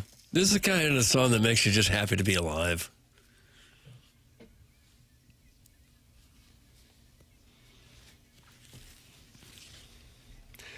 The program is called The Morning After. It is presented to you by Brown and Crouppen on 101 ESPN and on the TMA STL YouTube channel. And you can stream it on the TMA STL app. Download the TMA STL app and podcast in the podcast here on 101 ESPN. Presented to you by Schaefer Door Company. Coming up in about 20 minutes on our Polos Plus dossier, we will have the VIP Auto Accessories drops of the week at 9:45, the Design, Air, Heating, and Cooling email of the day. Polos Plus online at polosplus.com. Andrew Hubbard of Polos Plus not happy with Jackson's dossier. Jackson didn't seemingly care. He says, that's the dossier I pay for. Papers, gets his hair cut, and he mails it in. Polos Plus is online at polosplus.com. Martin is wearing Polos Plus. Chairman Kurt is wearing Polos Plus. What Chairman Kurt's wearing, that's my favorite look from the Polos Plus Spring 2026 catalog. It's a white crew neck with that classic TMA red, white, and blue logo because this show is America, Jack. This show is America. Mm-hmm. And it matches so well with that navy cap, which would have looked wonderful in San Diego last night, but instead the Cardinals look like the Greg Jeffries era group out there with the red hat, and a tribute to the Reds, the Angels, the Phillies, and the Aughts Rangers. Chairman looks like he's dressed for Memorial Day, kind of a white, blue, red, just a really sharp combo. Either that or you look like the captain, Captain Tennille. One of the two. Tony Tennille. And then the captain, did he ever talk? No. Not like much. Penn and Teller arrangement, some kind. Think he's still alive, Captain Tennille? I don't think so. He's gone? Captain Tennille. I think so. Would you want to talk to him, Doug, if I can get him? Sure. Captain Tennille. Can I please get the name DTF Doug, please? That's from the 314. You know, you only have, 2.5 hours here on 101 ESPN before Jackson shuts down updating the text inbox names. Jackson, unless you want to extend it. No. Okay, there you go, Doug. So that is, that's 2.5 hours. 314-399-9646. That is how you can text into the program, 314-974-0101. Collier and Thompson phone lines, and then, of course, talk it over in the Michelob Ultra YouTube chat with 295 friends. Murphy is in there giving an update on the captain, Doug. It's not confirmed. It's not confirmed, though, so I got to be respective of the process if we can get that confirmation from Murphy on the captain and Tennille. So that'll be fun. Daryl Dragon. His name's Daryl Dragon? Daryl Dragon was the husband of Tony Tennille. I didn't know that they were husband and wife. Yeah. Husband and wife duo. He died in 2019. So thoughts and prayers to Daryl Dragon, his family, and all others. We'll reach out to see if a family member would like to join us. Jackson, how do you play drops so quickly? The topic changes all the time and fast, but you always have what you want ready. I want to know how. That's in the Prince of Glendale, in awe of your skill. Well, I would say some have been better at me at that. Reading the text line is a good way to do that, to kind of get ahead of it, see what's coming down the pike, and then if Tim reads that, then I might have something ready for it. But I also have a good amount of stuff just always open. There you go, Doug. You kind of feel the moment, though. That's what I like. Try to. How about this? Warring Sharons? This is Sharon from Oakville here. I love the TMA show. And tell that other texter to chill out on Jackson. I can't believe this. It's from the 314. There's Sharon in Oakville now, and there's Sharon from Clayton. Yeah. Could be quite a little development. I recently started listening to the morning after show. God knows why. Yeah, she couldn't explain it. Big endorsement. Well, it's the only thing on this station right now. That is a nice endorsement. That one time we had 2 shows playing at once. At the Dotem. That's happened year. before. And we are a week away from the Dotem, presented to you by Cutwater. The showdown between Jackson's family and my family, it's Family Feud, will take place a week from today, and we will be broadcasting live from the Dotem, and we'll see how many shows play at the same time. What do you think? Over-under is 2.5. A couple 3. I think Andy Banker was driving down last year. He was going to talk about the Brian McKernan celebration. And he got out and he walked away and said, "Are there 2 shows playing right now?" What's that? Oh, yeah, we often do that. We just like to give the audience choices. Right. You got 2 ears. Doubleheader. It's a radio doubleheader. Try to squeeze in a rain out. I do get people on occasion asking me, why is it the Dotem? What is the Dotem? And I do think we have some newer audience members who are wondering, what is the Dotem, Tim? That's a great question. Number one, I recommend podcasting Swope's Picks, Doug. That's Buck Swope's podcast, in which he did, I think, is it 2 parts? The history of Deke Dotem? I don't know how many. Kind of like Godfather 1 and 2? I don't think it's quite that the important. Ken Burns of TMA. And that gives the background of the name Dotem, Deke Dotem, which I believe was Mike Lee calling into the program. He may have been talking about Brett Hull and saying he knows him. It sounded like Deke Dotem to us. I know him. Right there. Yeah. We still don't know. We're doing audio forensics. Take a listen, Doug. Dotem. I can be talked into him saying Deke Dotem. See? That's kind of how POWs got out. They would say things like that. There was codes. Codes. Blinking their eyes in a pattern. And then a gentleman who, from my standpoint, is a wonderful man, a creative, an intellectual. Dougie's a married father of, I believe now 3. Took the name in our text inbox, probably 15 years ago at this point, and would text in and email in as Deke Dotem. Extremely vile. And he was interested in meeting up with you often, and he would oftentimes be shouted out on Cardinal broadcasts by... I want me to pass along a note from the Dotem family. Come on now. Who was that? There's Dan. Danny Mack. That was? In the Cardinal game. I want me to pass along a note from the Dotem family. They met Mr. and Mrs. Dotem and their son, Deke. And they want to say hi to family and friends back home in St. Louis. And that's from the Dotems. I don't know if it was. Wasn't it Denise was the mom? Denise, Dennis, and their son. Best wishes to Mr. Dotem. I didn't recognize. I see Dan like twice a week. I didn't recognize his voice at the beginning there. He tended to run into the Dotems in Coors Field more often than not. Yeah, kind of some of the sleepier ball games of the year. And then one of your events at The Rock, I was there, and guy who plays character Dotem came up to me, and he was an intern back in the day. Yeah. And he's like, I was with you and Frank. I go, oh, wow. Is Frank the one who taught you all that naughty stuff? So the golf tournament was an idea created by the late, great Jennings Randolph Jr. Just another great call of observing the markets by me when he called me with this idea. Doug, was that 2016? I don't know the 2016. Years. I don't know. And we were down at spring training. I said, I love the idea, Jennings, but it'll never work. And then sure enough, we do it, and it sold out so quickly that we added another session to it back in 2016 when we were doing it at Normandy. And Jennings worked at Normandy as well. And people loved the golf tournament. Then we began to develop the relationship on the show with Lisa Ann. That was at 2018? You're asking me the years. Well, you share a birthday with the Sea Monster and Lisa Ann. And the Sea Monster, who was a producer at 101 ESPN, then he went to San Francisco, came back and worked with us and did a hell of a job. John Seymour is his name. He said, hey, Lisa Ann, the adult star, is doing fantasy football podcasts now. Would you want to have her on the show? I said, sure. This is going to be really odd. You might know her from the Sarah Palin films. And she knew more about fantasy football than any of us combined.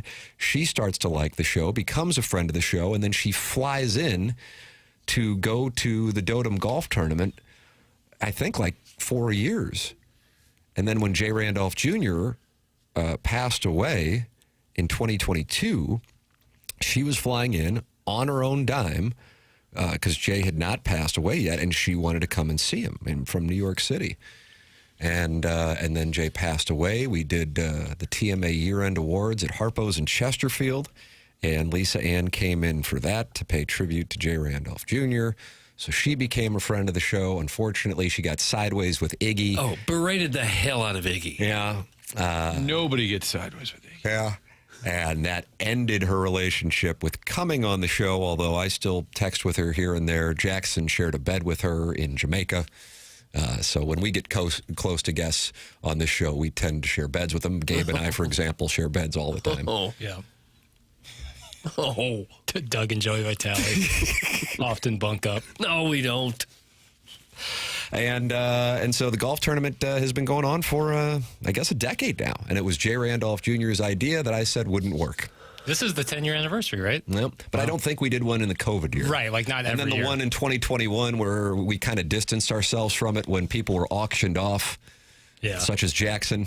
Yeah. We kind of distanced ourselves from that one. So. Yeah. But Dotem was so vile, so disgusting. And is he banned for life? Yeah, he was suspended indefinitely. But then Doug said if people could bring him the heads of, was it 12 serpents? A dozen serpents. A dozen serpents, he would free Dotem. And I think some of the listeners did bring you They were plastic snake heads. They'll count.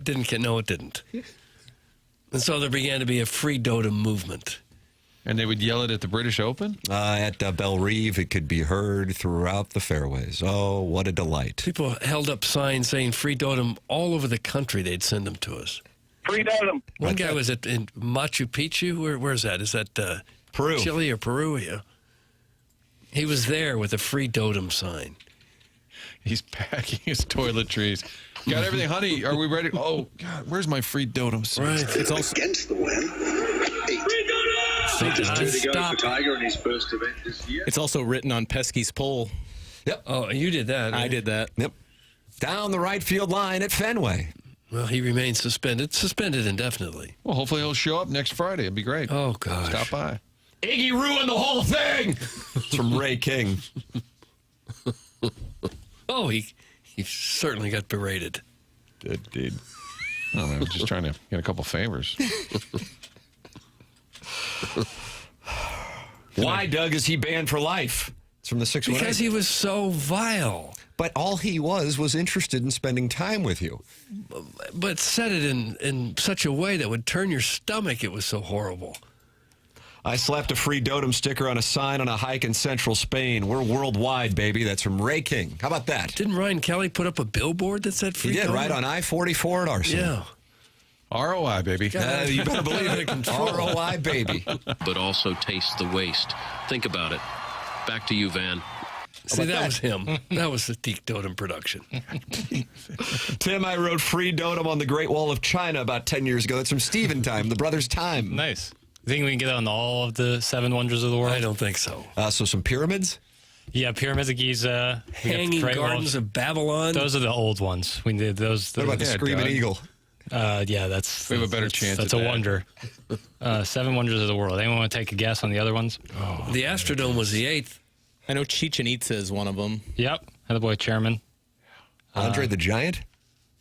He was the 8th wonder of the world. No, the Astrodome was the 8th wonder of the world. Whatever. Come on. I might be better at NHL head coaches. It's the Hanging Gardens of Babylon are not Those are one the of them? ancient. Those are the old 7 wonders of the world. There's ones that actually exist. The new 7 wonders of the world. Come on. Just give me one White more. Castle on Vanderbilt. Boy, that is nice. That is nice. Yeah, there's like 8 traffic lights to get there. Does the Sphinx count as one? No. Well, it should be. Okay. Take it up with the committee. Can you do Doug's list of what it should be? Yeah. How can the Sphinx Yeah, not be Doug one? would have like the 44 and, yeah. What's a... Heiny Mighty. Oh, yeah. No. Maybe just read them. Taj Mahal. Okay. Christ the Redeemer in Brazil. Machu Picchu. Is that the giant crucifix up on the Correct. mountain? Yeah. Colosseum. The Petra? I don't know what that is in the Great Wall of China. Kwame Voyukas IV loves the Billikens and says the Memphis Bass Pro. That's the old pyramid where they used to play. Memphis State played there, Doug. It wasn't Memphis. It was Memphis State. Yes, I remember that. Petra's the thing in Indiana Jones and the Great Crusade, or the Last Crusade. Episode 1, Swope's Picks on Deke Dotem is mandatory listening material for new TMA listeners. So there you go. That would be... Brandon got homework now? Jugs in D.C. Also says there is a free Dotem resolution pending in Congress, and he is on the floor of Congress. So this is exciting, kind of what's going on here with this show now having a free Dotem resolution on the floors of Congress. There was a local restaurant that offered me free pizza for life if I would free them. And I held out at the time, saying, no, I can get a better deal than that. I wish I'd taken it. Yeah, seriously.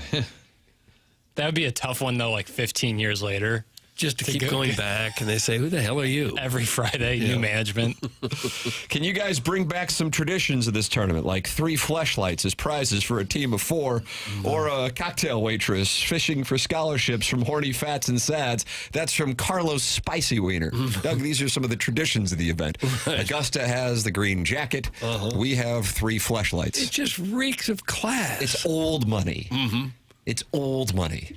Sorry, it's not for those of you who have recently made money. Our tournament is for old money. Yeah. Is there a prize next week? Jackson? How about all the food? Well, that's true. Yeah, and just camaraderie. Being in Tim's presence feels like a prize in and of itself. I didn't want to say it, but yeah, good for you. Well, let's put our golf where our mouths are. How about that? Will Iggs be there? I don't know. Let's see. It's on Friday, so we don't have an after the morning after. He's free that day. He's free. He's pretty busy. He's welcome. Last year he stopped by. Oh, yeah, he was there. He was right there with the recovering alcoholic. Was that on 11, Doug, or was that on 2? I don't remember if I teed off on the back 9. I mean, I assume I teed off on 1 just for the galleries. Weather.com, I don't know how accurate it is, says Friday the 15th, 80 is the high, 61 is the low. Does say AM showers. Well, that's to soften the greens for the players to keep the scores low, because if the conditions are too firm, we don't want people shooting over par, because that's just not good for television ratings. Would be not good for a scramble team either if you came in over par. You think that would be bad? I'm sure it's happened, but it's not a good thing. Guys, how do I get to the tournament? Where the hell is Interstate 55? That's from the self-made stay-at-home Ladue mom. Yeah, put it in your Google Maps. That is one thing that's there. The overwhelming swarm of technology, but never having to ask for directions anymore. Really nice. It is glorious. And yet at the same time, when you are asked, it's a little bit frustrating. Yeah. Well, if someone's like, how do I get there? It's like, come on now. You got this. That's all you need to say. Come on now. Rub their shoulders like, come on. You can do it. Just put the address in on your phone. What about when people come to this show, this station? They'll say, where is it? I'm like, you know where that... City Place. I default to City Place, 270 and Olive. You can't get there. You just can't get there. I just tell them the Greek restaurant next door. But how many people have been there? But then again, you just plug it on your phone. Okay, what's the address of the Greek restaurant? You don't have to type What's in the name address. of it? How do you spell it? It's Orzo. How do you spell that? O-R-Z-O. Are you sure? Yes. Okay. I didn't think El Balago's more well known than that, don't you? Yeah, for sure. Then why don't you... I like the Euro at the Greek place. But even if you say... Oh, my apologies to Carmelo and Frank Jackson's. I like El Balago, too. Just a little bit. No, I'm sorry. Hey, if you didn't drop out of it, they're going to hear it. I'm sorry. Sorry, we went to high school together. You're dead to us now. I'm a meat and feta guy. But even if you say, we're right above Crush Red, that's great. That doesn't get you in the right lobby. No. Just, we're over by that Orzo. But I can come out and get you. I can come out and get you. So you say just hang at the But if I'm not there, then why would they be coming here? Because they have business here. Then you know what? Pull yourself up by the bootstraps and do it your own darn self. So get yourself warm, hang out by the fountain where some career radio people will be out smoking, and then I'll come get you. That's the move? Yes. That's how we describe it? Yes. Well, the 6-1 hate is not on board with the Dotem, Doug. So it doesn't sound like he will be there. Okay. Although it's probably close. He says, Dotem stands for rich a-holes playing a lame game. That's from the 6-1 hate. And he screamed it. Yep. Well, it was all in caps, so my interpretation is screaming. Right. Yep. Well, I haven't seen Dotem in years. He wears a French fry bucket hat. Yeah, he sure did. That was at Normandy. He had that thing on. It's a sharp look. But he is vile. Holy smokes, is he vile. If you are nervous about competing at next week's Dotem, maybe because you have some kind of knee injury, Healthcare Evolution is going to save the day and get you out on the course next week. 10:30 balls in the air, by the way, Doug. Want real answers and same-day pain relief? Healthcare Evolution delivers real answers and same-day pain relief for most of your medical issues. No waiting on appointments, no waiting on answers, no insurance hassles. Healthcare Evolution will give you real answers and same-day pain relief on the spot. Get rid of those nagging injuries. Are you trying to avoid surgery? Healthcare Evolution is an option before going to surgery. And for the month of May only, TMA listeners get a 10% discount on any knee issues. If you have knee pain from sore tendons, pain inside the knee, worn out knee joints, arthritis, torn knee cartilage, Healthcare Evolution can get you back in the game. In simpler terms, if your knee hurts, swells, or is hard to move, see who I see for my medical issues. That's Healthcare Evolution. Go to healthcare-evolution.com and see firsthand the same benefits I've received from Healthcare Evolution. Don't forget, TMA listeners get 10% off all knee issues this month only. It's healthcare-evolution.com. Coming up on the Polos Plus dossier, we have the VIP auto accessories drops of the week. And an hour from now, the Design, Air, Heating, and Cooling email that you can email in the morning after at InsideSTL.com. This is TMA 101 ESPN.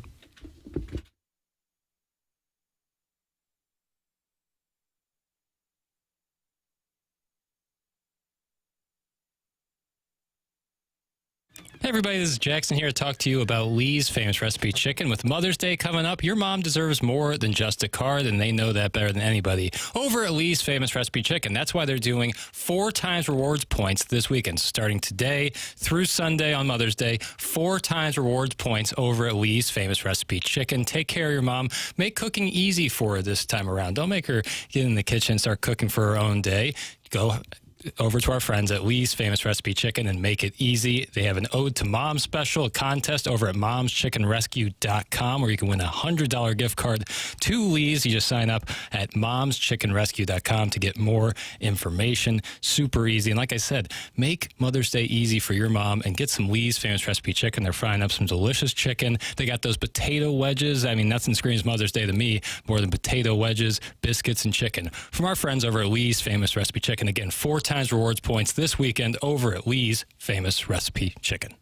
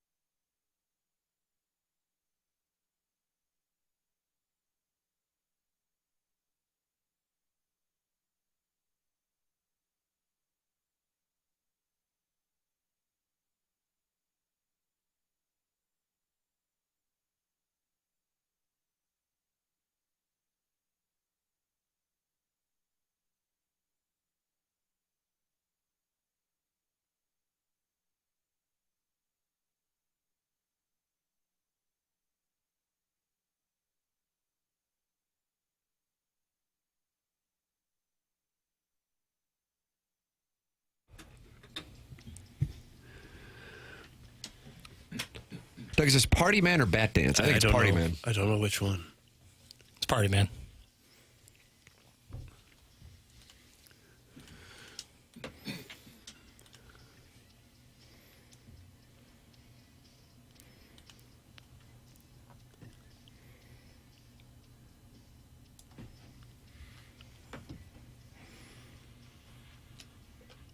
No, you like this one? Is this on your Mount Rushmore of Prince? No, not really. It's fine. It's fine. So Purple Rain's George Washington, is that fair? Okay. Am I overrating Little Red Corvette by putting it on the Mount Rushmore? No, came up yesterday. You had a conversation about Prince Mount Rushmore hits yesterday? No, we talked about Little Red Corvette because it inspired the song Stand Back by Stevie Nicks. We did. When Doves Cry? I never really liked that, but I acknowledge its greatness in the eyes of audiences across the globe. I didn't like Kiss.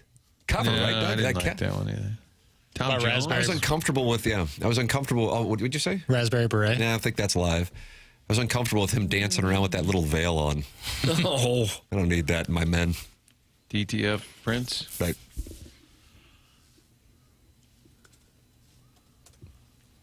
Doug, what about Cream? Get on top. Whatever you say.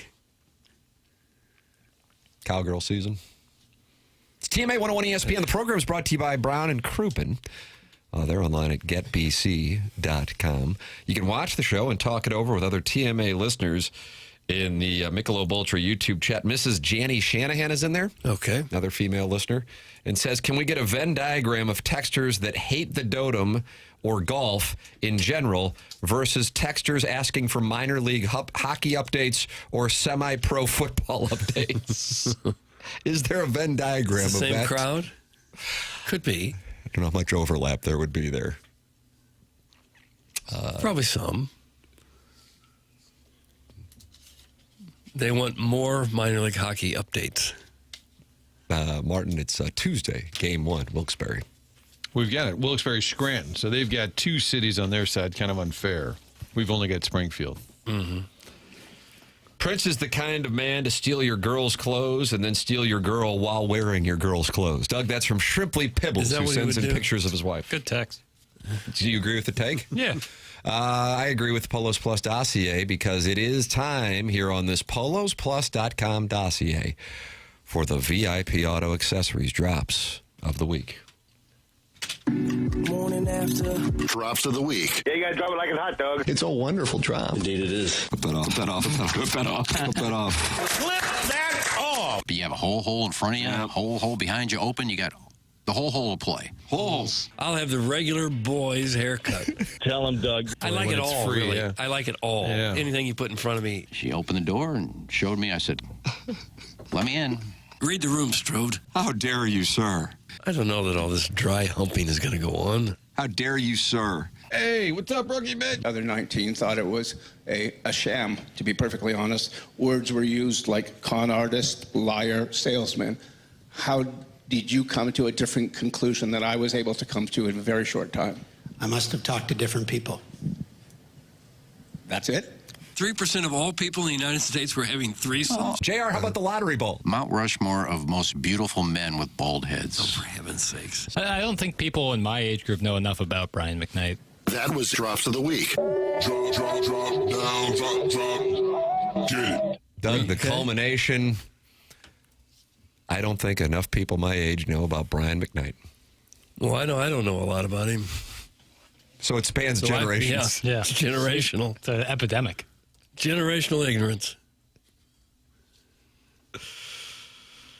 Here's a minor league hockey update for you. The crowd at the Indy Fuel versus Fort Wayne Comets East Coast Hockey League playoff game last week may have been the most interesting looking crowd I've ever seen. Bunch of fats with tats. Many of them looked like they crawled out of a Tolkien novel. Oh. It's from the 317. There's a team called the East Coast Fuel. Doug? Didn't he say Indy Fuel? Oh, okay. East Coast Hockey League, ECHL. Yeah. I covered that in Little Rock. I hope this doesn't come off as yet another humble brag. But that was the Riverblades franchise in Doug Day's Sleep with the Fishes. I was going to say, how could that play in Little Rock? Well, we had 2 teams, Martin. We, of course, had the Glacier Cats and the River Blades, kind of like having the Browns and the Cardinals. We had the Blues, and what was the name of the team that played out at Family Arena? River Otters. We had two at once, too. And then during the lockout/strike, whatever it was, a bunch of the Blues played for the River Otters. Jim Montgomery played for the River Otters. Barrett Jackman played for the River Otters.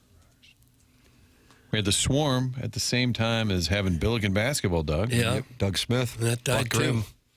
I thought that might actually work. Bernie Bickerstaff. It didn't. Yeah. And his son is coaching the motorcade? JB. How about that? I wonder if he went to some Swarm games. I bet he did. And the Swarm won the IBL championship. Shot. And there was a parade. And there was a Mizzou guy there, right? The big power forward. What was his Doug name? Smith. Well, another Buck one. Grimm. Yeah, that's what I was thinking of. Doug's on a delay. He is Buck on Grimm. a satellite delay. VIP Auto Accessory sponsor of the Drops of the Week. Ed Time loved your Drops of the Week there, Papers. He said, Papers, that's outstanding work.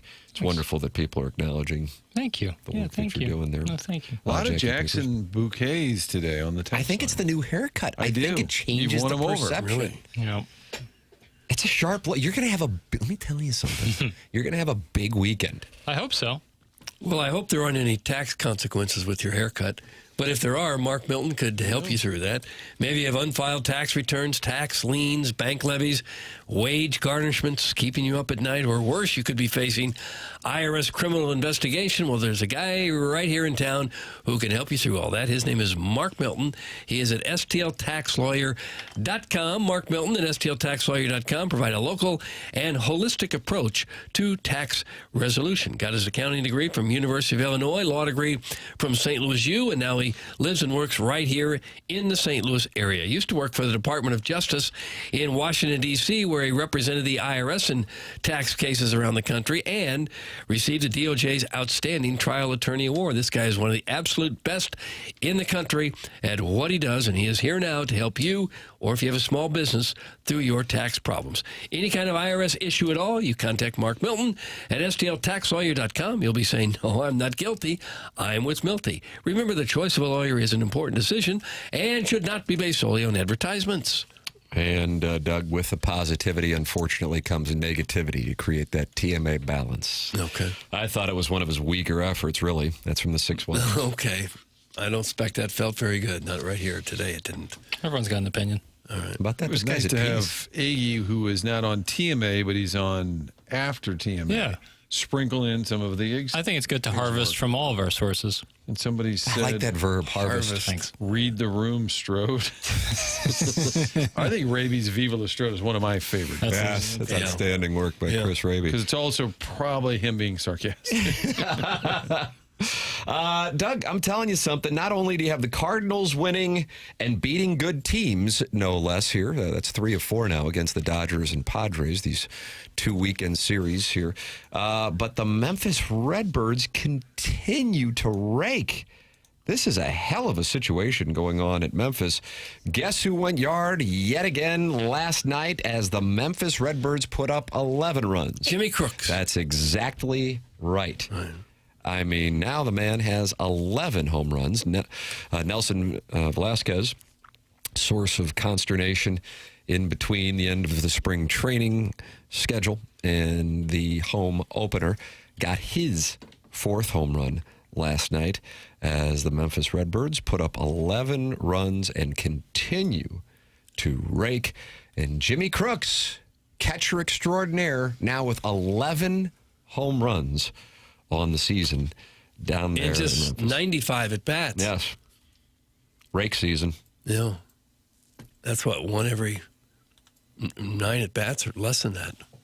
One every 8.5 at bats, he's hit one out. I don't know if in the minors, it's hard to judge sometime whether all these hitters really are going to be this good or if major league teams are just so desperate for pitching that anyone who's throwing well at all gets moved up. And so they're facing a lot of pitchers that won't get in the major leagues. It's hard to tell. Crooks 2 for 2.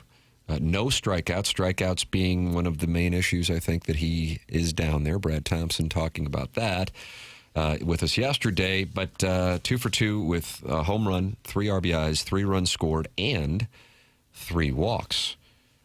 Like I said, Velasquez had a home run as well. So the Cardinals not only have it going at the major league level, but at the minor league level as well. Brian Torres, who is an outfielder, was 4 for 5 in the win last night. And Blaze Jordan, the third baseman, that could figure into play at some point here at the major league level. He's got 8 home runs, 21 RBIs, and he's only struck out 17 times. Contact season. In 122 at-bats, and that explains why he's got a batting average of 320. He was on base last night twice, 1 for 4 with a run scored and a walk. So not only do you have it going here at the major league level, but also down in Memphis, which is super encouraging.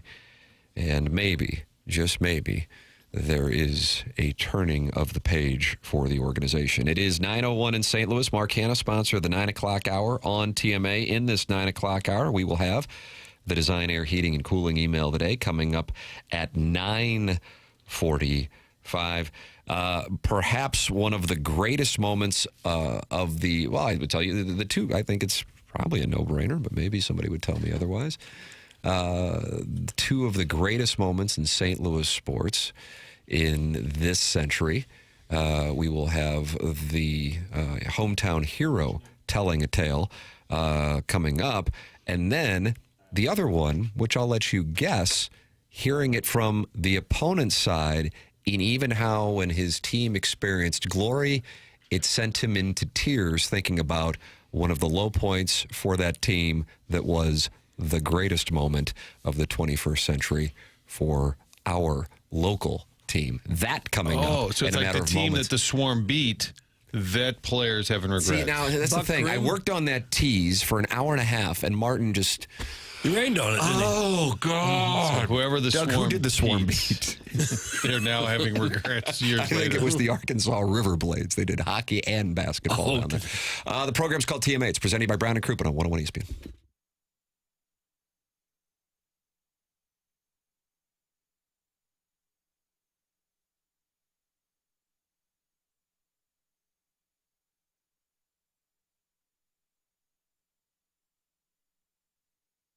FlyMidAmerica.com. I'm on the website right now. Check it out. It has all of the Allegiant flights, places you can head to, whether it's down to Destin, Lauderdale, Fort Myers, Jacksonville, Las Vegas, Orlando, Sarasota, St. Pete. Putting together a trip for the family this summer, or just you and your wife want to get away. All these great spots, warm spots near the beach.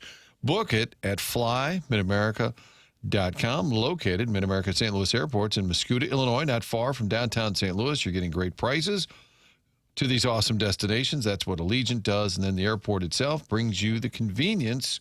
Real simple. You park in front, big open lot, get through security, get to the gate. You can do all of that in about 20 minutes. That is just unheard of in the modern day travel world. It just doesn't happen, but it does every single day at Mid-America's St. Louis Airport. They've been going to Gulf Shores. They started that about a year ago. So get online, book those flights, save money, and have a great trip this summer. It's FlyMidAmerica.com.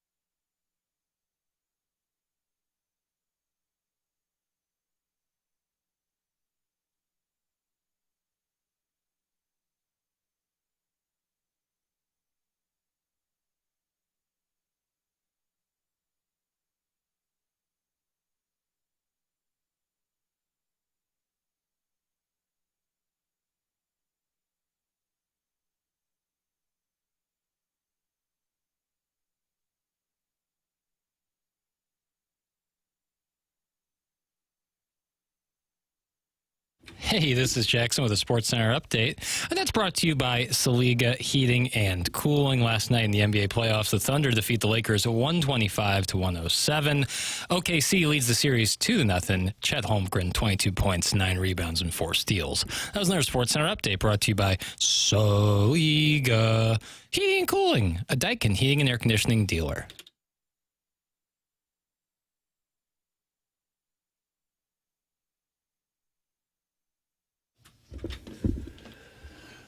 PYT. Jackson, we haven't gotten your review on the film Michael yet, or is that am I ruining your tease? No. I can for Movie Boy, which will of course come out tomorrow on the TMA podcast feed. It's going to be early next week. I need to see Devil Wears Prada 2. I want to combine those two to one episode. Is that what you're doing this weekend? Yeah. No. I'll probably see it Monday. Okay. So hopefully that's because the club's closed on Monday. Tuesday. Yeah, exactly right. Hopefully a Tuesday episode for the folks. You don't even go by even when like what you call the help is out there playing? I'll go out there, yeah, but it will mostly be the scowl at the course maintenance workers for even daring being on the same hole that I'm on. For you.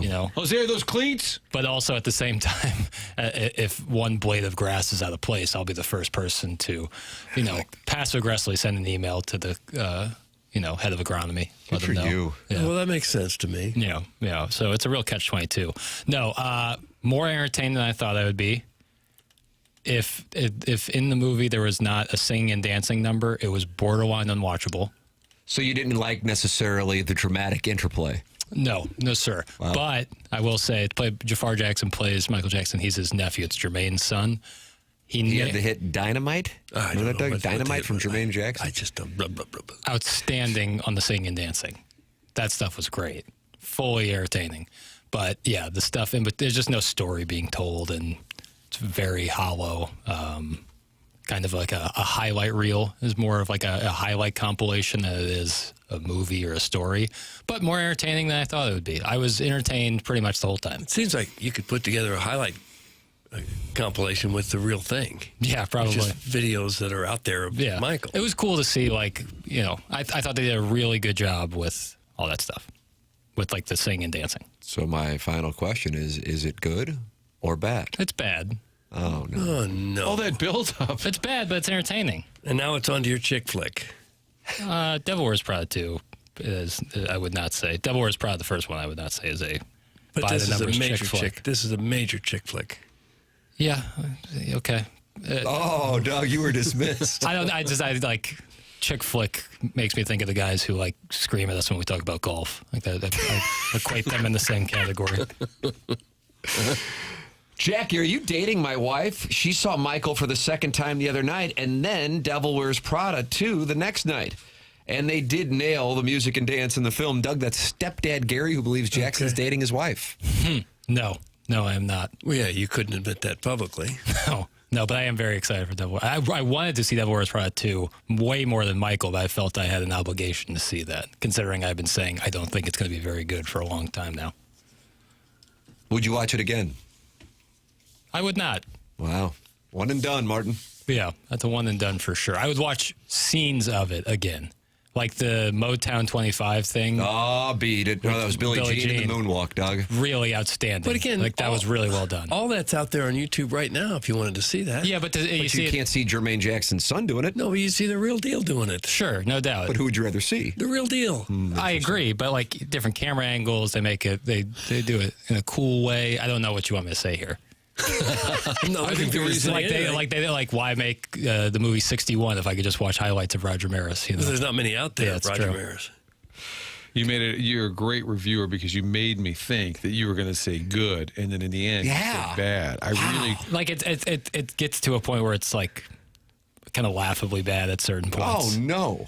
In terms of like the dramatic elements. But Coleman Domingo plays Joe Jackson, who's the main antagonist of the movie, and he's really good. But it's a little cheesy at times. Oh, my God, yeah. Okay. There's like a moment where him and the chimpanzee Bubbles are playing Twister in their house, and it's like, I'm just like sitting there like, what am I doing? Did Emmanuel Lewis play himself as his date to the Grammys in 1984, or did they find somebody else to play Emmanuel Lewis? They conveniently... fast forwarded from 84 to 88 right quick. They went from the victory tour at Jackson 5 at Dodger Stadium right to 88. So we missed him taking a boy to the Grammys. You know, I mean, if you want to have a screaming tell, that would have been a moment. The program's called The Morning After. It's presented by Brown & Crouppen on 101 ESPN. Mark Hanna, Evergreen Wealth Strategies, the sponsor of our 9 o'clock hour, which will include the Design Air Heating and Cooling email of the day. Doug, if I were to ask you for the 2 best sports moments since January 1st, 2000 in St. Louis, what would you say there? Let me see if we're on the right, if we're on the same page. Right page is subjective. That's not fair. Game 7, winning the Stanley Cup. It's over. They rush the ice. They celebrate. And the David Freese home run in Game 6. All right, we are on the same page. Would you agree with that, Madden? Yes. I think if the Rams wouldn't have left here, I think January 30th, 2000, that was Mike Jones' tackle. Although at this point, I mean, you have to be in your mid-30s to remember that. At least remember it well. May be up there, but I feel like that has certainly played a role in people's memory, and understandably so. But that would be third for me, anyway. Right, but I'm saying it's not even, I think it's clear when you talk about Game 6, in particular, 2011, and the 2019 Blues run, that would probably be met with a great deal of approval from the vast majority of people who are St. Louis area sports fans listening to this show. So, in this particular segment here on The Morning After on 101 ESPN, we have clips that take you back to those. Now, I thought I sent audio about Maroon talking about having booze. Did I not do that? The one you sent was about if he could fight. Okay, but so Maroon was on with Tyson Nash, former Blue, now involved with the Utah Mammoth. He was also on with Chase on Ice Guardians. Who was their guest for that episode? Was that Billy Bush? Doug, you know Billy Bush? Well, I know who he is, yeah. I don't know him. But I mean, I think he was in town for Chaser's event, I think. He was on the list. I remember that. And so Hull didn't do that interview.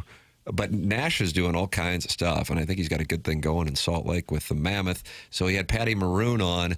Great interview. Nash is doing some good stuff. It's kind of like Hull and Chase's Ice Guardians podcast. It's stuff that, like, if you're just hanging out, got a little time, want to put something on, it's recommended viewing / listening. Nashcast is what it's called. Nashcast.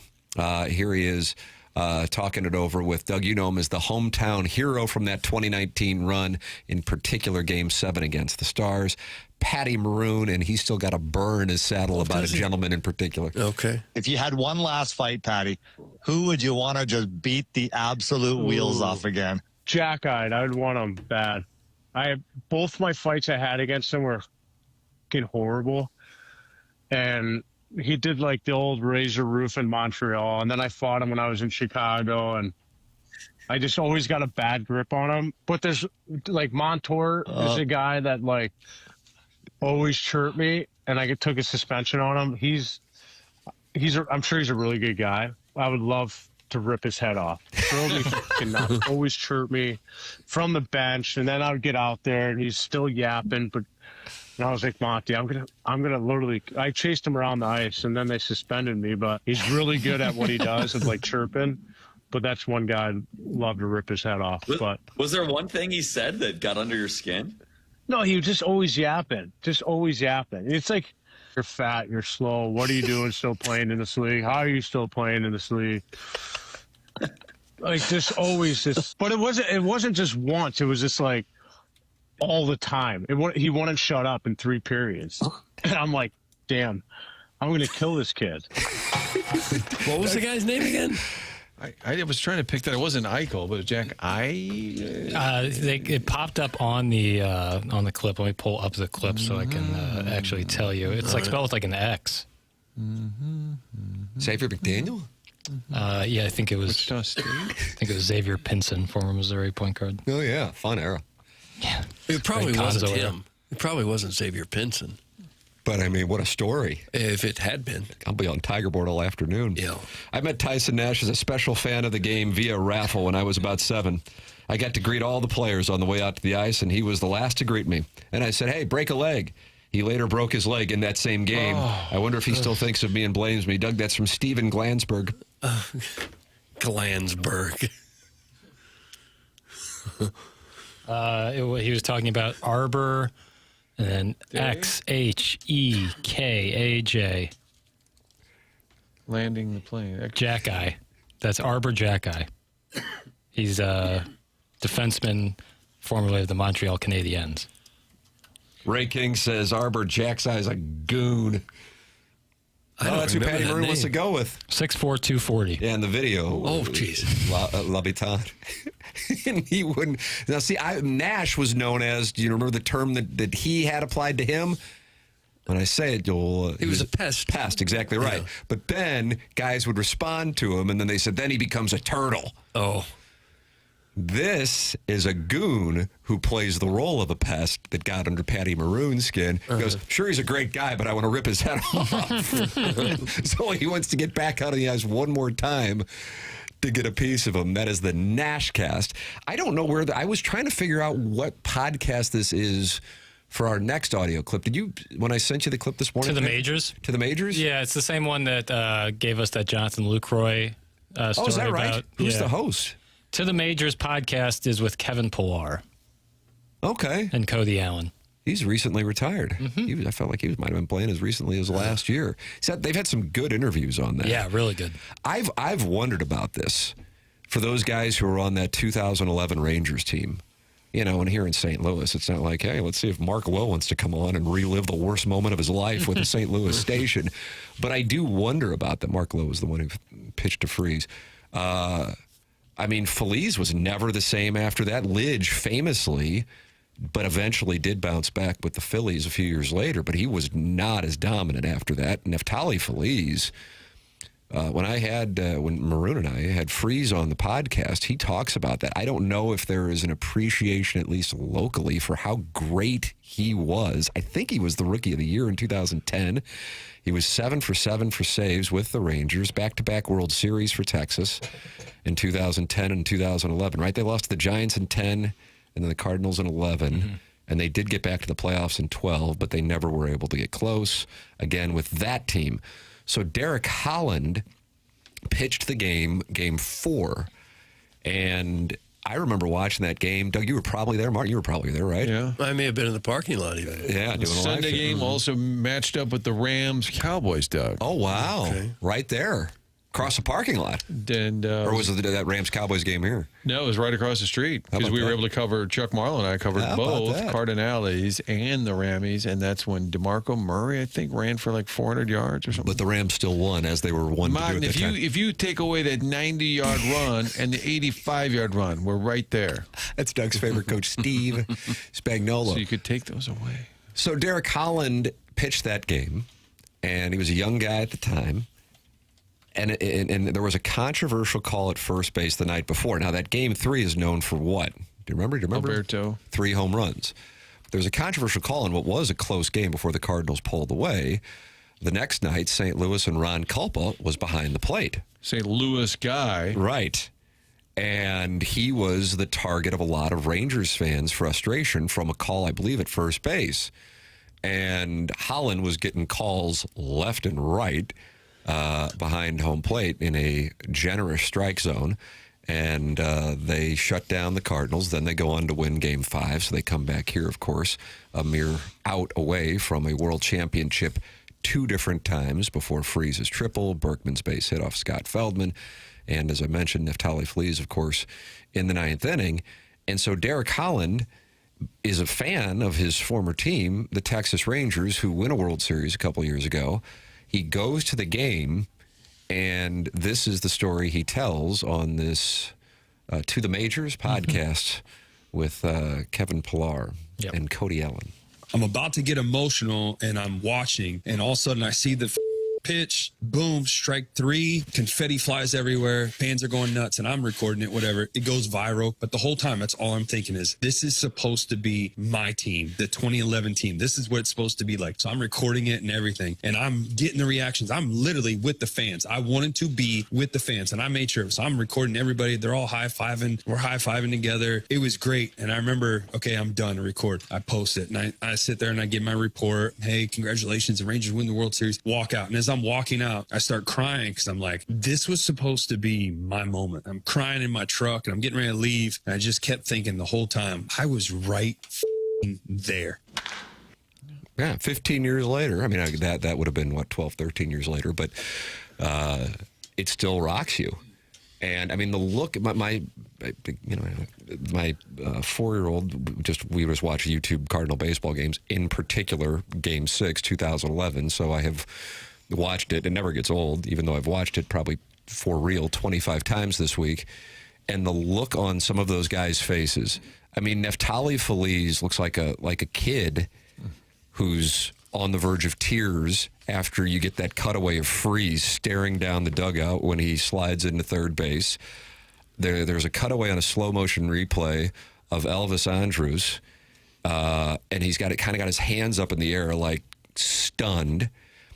In the 10th inning, after Berkman's base hit, they cut to Ron Washington, and it's kind of like you just see your life flashing before your eyes.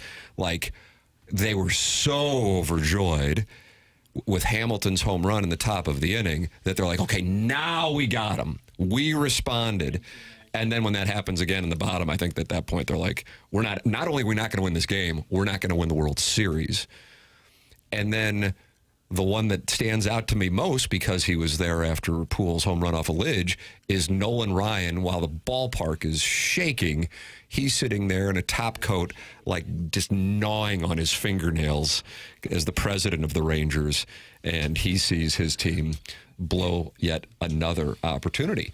And the thing is, for the vast majority of them, they never got a world championship. And so, here, greatest moment ever, for real. If you were a Cardinal fan and at least, 7, 8 years old and can remember that well. But on the other side of it, there is that. And here is a guy who made millions of dollars pitching at the major league level and won a game in the World Series. And he sees that team, his old team, win the World Series more than a decade later. And he's in his truck weeping because it's still right there beneath the surface. You'll never get it. Anybody on that team has to feel that way. Just every World Series, you'd have to be thinking, man, we almost won. We could have won. It's one thing if you get swept, like the 2004 Cardinals. Nobody, the disappointment is it was a great year, terrible World Series. Rangers were right there. Yeah. They could have, should have won it. Has Nelson Cruz done podcasts? Has he said much over the years? So once I saw that, Martin, before sending it over to papers, I was looking up another thing that he said on the podcast, but the soundbite wasn't all that interesting. But he talks about Cruz specifically. And he says, everybody's going to remember him for that one play, but what they don't know is he was so beat up that the next night for Game 7, he got a cortisone shot just to be able to play because he was so beat up, which then further highlights something that in the moment was discussed, which is what the hell is he doing out there anyway? He's not a defensive guy. The conversation specifically on that play was Endy Chavez, who famously robbed Scott Rowland of a home run in Game 7 of the 2006 NLCS when he was with the Mets, should have been out there as a defensive replacement. But one of the talking points was, well, Cruz hit a home run in that game, obviously a star, and wanted to be out there for the clinching out. Lovely sentiment. David Freese, the night before, had become a god locally and famous throughout the world of baseball. But guess what? Tony La Russa made a defensive replacement in Game 7 when the Cardinals were in full control of the game, and Freese was not on the field. Was it Punto? It felt like almost every game took Freese out. That's right. And I think Endy Chavez catches that ball. I think a lot of guys catch that ball. And so Holland's like, I realize people around Rangers, fans and around baseball will always look at Nelson Cruz as the guy who did not catch a ball that a lot of right fielders would have caught, but what he was saying is he was beat up and had to take a cortisone shot because he wanted to be out there with his guys in Game 7. Fine, admirable, but as a manager, he shouldn't have been out there in the first place, and now, knowing that he was beat up, it even adds to it. And there was also the story that came out that because it was the last out, he had inched a little bit closer to the infield so he could join the celebration a little quicker, like he took a step or two in. And he was relatively early in his career, so he wasn't this savvy vet. Like, I don't want to disrespect him. In the end, Cruz finishes with 464 homers, 1,300 RBIs, 7-time All-Star. He's a borderline Hall of Fame player. Yeah. Yet, if you mention his name, that's probably the first thing you think of, that play. And Perez, by the way, you mentioned he was Rookie of the Year in 2010. He had 40 saves, had 32 saves the year of 2011, the World Series year we're talking about, and then just dropped off. He had 1 year where he had 13, and that's the high watermark after that. Yeah. The name of the podcast, To the Majors, and the one that you heard from Pat Maroon on, that is the Nashcast, former Blue, past Tyson Nash. But he's great entertainment, as so many former hockey players are. The Nashcast, that is recommended listening, him and Patty Maroon. But his podcast in general, kind of, if you like that Ice Guardians feel with Hull and Chase, that's certainly what Nash brings to the table. The program's called The Morning After. It's presented to you by Brown and Crouppen on 101 ESPN and the TMA STL YouTube channel. You're welcome to email in for the Design Air Heating and Cooling email today. It's coming your way in 15 minutes on our Polos Plus dossier. Doug, do you know anything about Seth Goldcamp and Design Air Heating and Cooling, or are you just oblivious? No, I'm oblivious to most things. But Design Air, I know because they've been out to my house. I think we're all customers of Seth Goldcamp and his fabulous crew at Design Air Heating and Cooling, proudly serving since 1904 the St. Louis area. More than a century of keeping homes here comfortable and customers happy. And not just another HVAC company, Design Air also happens to be the longest-running sponsor on TMA. Seth Goldcamp is a fourth-generation family member running that company. At Design Air, they believe in honest work. You're not going to be sold something that you don't need. So whether you're dealing with the cold or the heat, they've got your back with dependable service and no-pressure solutions. They've also got that maintenance plan where they'll come out before the season hits and do routine maintenance on your air conditioner or your furnace to make sure, or at least lessen the possibility, that you're ever going to have any problems when it gets super hot or very cold. Visit designairservice.com. Comfort you can count on since 1904. Design Air brings the heat. The program's called The Morning After. It's presented to you by Brown and Crouppen on 101 ESPN and the TMA STL YouTube channel.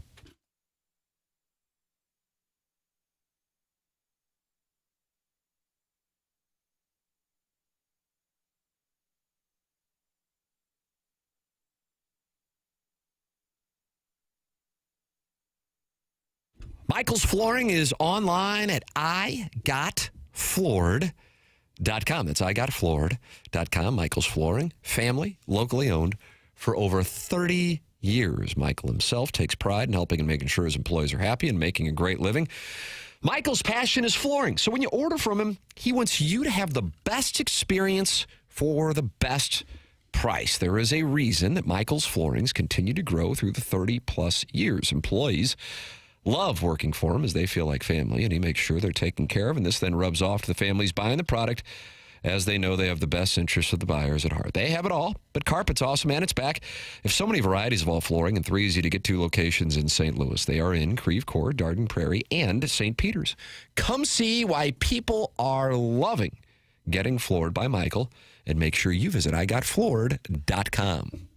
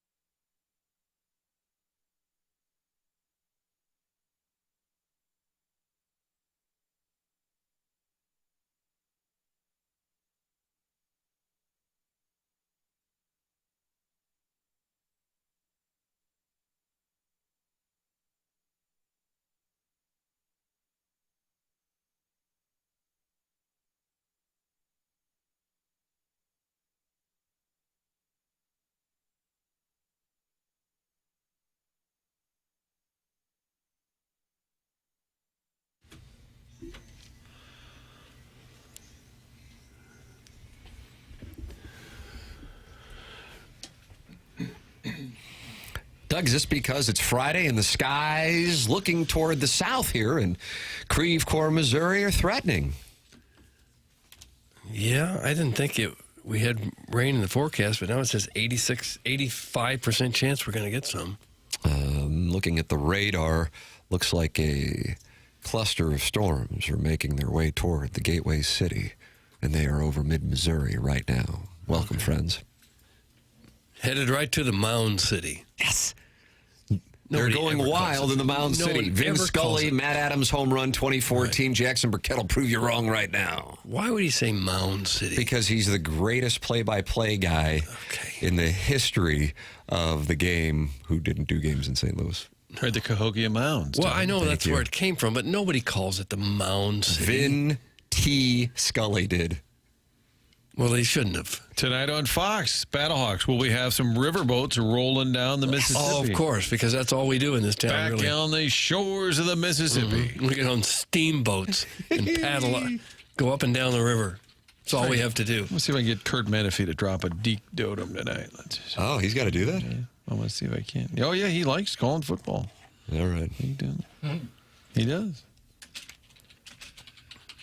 Well, you can hear the active typing. I guess he's trying to find. That's what's going on. They're going wild in the Mound City. Game 4, 2014 NLDS. Cardinals don't win that game. They got to go back to Los Angeles.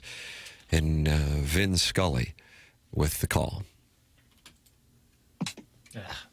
Not your fault. I'm watching it happen. Okay, never mind. Doug's getting Doug. Just bite your tongue. I can't help. Instacart's got to get theirs. Oh, no.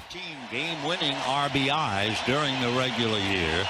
Kershaw ready and delivers, and a drive to right. Going back on the ball is Kemp. It is gone in the Cardinal bullpen, and it's 3-2 St. Louis. They are going wild in the Mound City.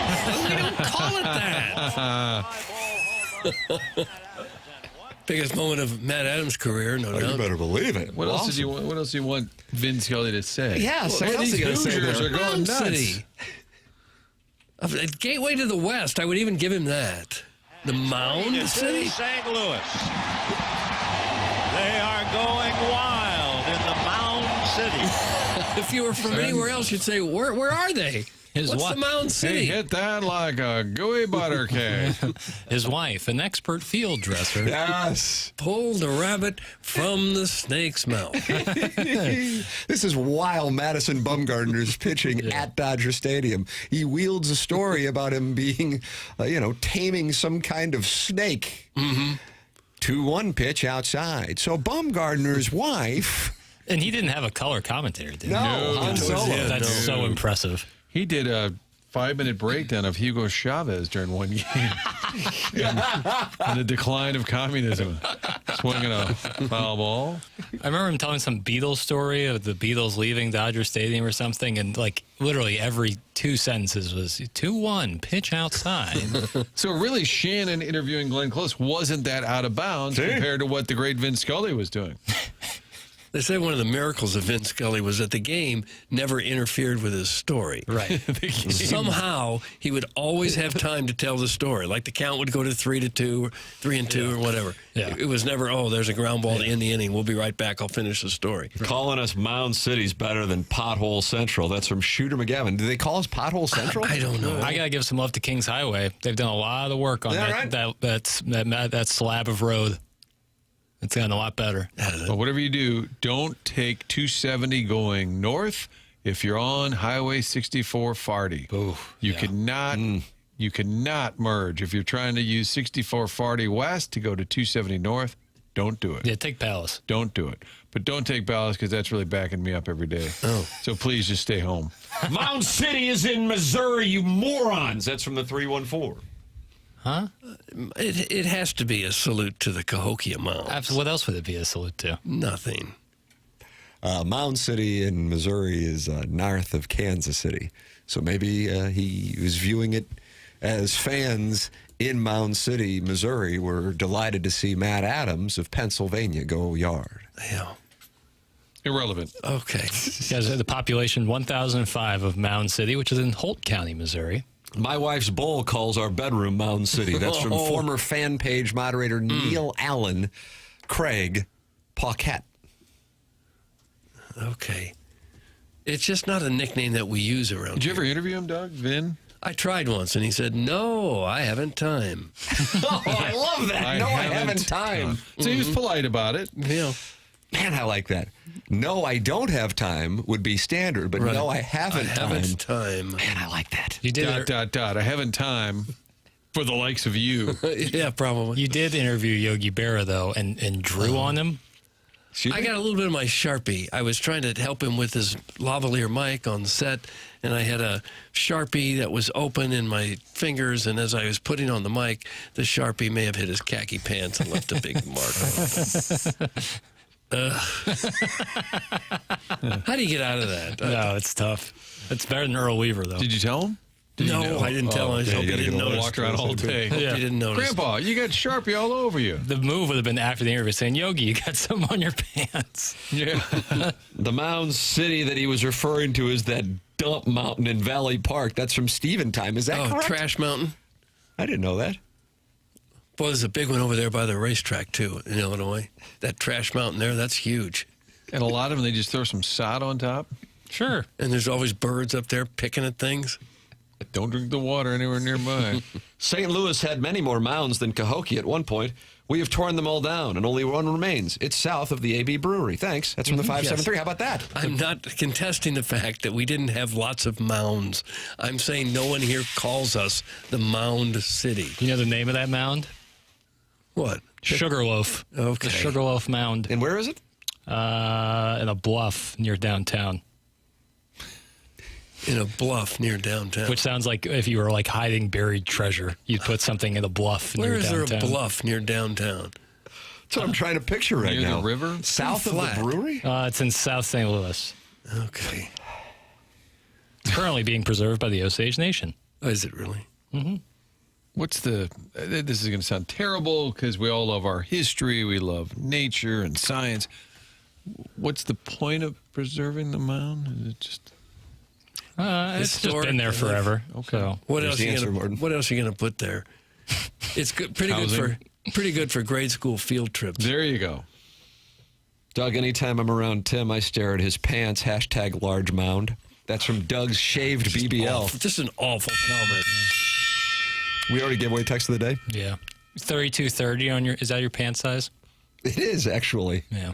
Isn't that just a shame? Isn't that a shame of a pant size? Well, the 32 is fine. The 30 is unfortunate. Thank you. I'm like a 34, 32, so it's not that much different. But it That's about what matters. I am. Let me tell you something. It matters. Yeah. You know that. You're going to be out there this weekend. You're going to be having that bottle service with that new fade. Yeah. Plowhawk was like a 28. Yeah, that's a tough putt. Hard to find those clothes, I imagine. We got a boys sections. 28 waist? Yeah, that's what it was. I actually would have thought it might be less than that. When we weighed the man, he weighed 116 pounds. He said there was times he had to shop in the boys department. I think that's a good deal. You get a lot of savings. Yeah, it means you can just eat forever. Yeah. Doug, there's a castle in Festus. That's from the Coral Quartz Cowboy. Is there really? I've not seen that. Martin, were you aware of a castle in Festus? No. Well, maybe we should take a field trip down there. Do a remote? Yeah, do the whole Jackson, a lot show. of remotes coming up. Oh, bully. One is a week from today for the Dotem golf tournament, where we will be in Oak Valley. Balls in the air at 10:30. It's all brought to you by Cutwater. Hopefully many of you will be out there enjoying the festivities. We'll broadcast from there. Our charity partner this year, Birdies for Bipolar, the great Michael Wellington. Will be joining us, I think, coming in studio next week. Oh, he'll be there? I know he's coming in studio next week to talk about Birdies for Bipolar. So look forward to talking it over with the great Michael Wellington. We will have the Design, Air, Heating, and Cooling email of the day coming up in our next segment on the Polos Plus dossier. VIP Auto Accessories, the sponsor of our Drops of the Week. You go to VIP, they take care of everything. They're a one-stop shop. In some instances, people will bring their vehicles to 4 or 5 different places when everything could have been done at VIP Auto Accessories. We are talking about 4 departments under one roof. Commercial upfits, graphic solutions, hail repair and touch-up, and aftermarket accessories. Online at VIPAutoAccessories.com for all your commercial vehicle upfit needs. Ask for Tommy Cebulka, and for all your aftermarket vehicle accessories needs, ask for Brian Grigg and let him know you are a TMA listener. Online at VIPAutoAccessories.com. Design, air, heating, and cooling email today is coming up next. This is the Morning After, presented by Brown and Crouppen on 101 ESPN.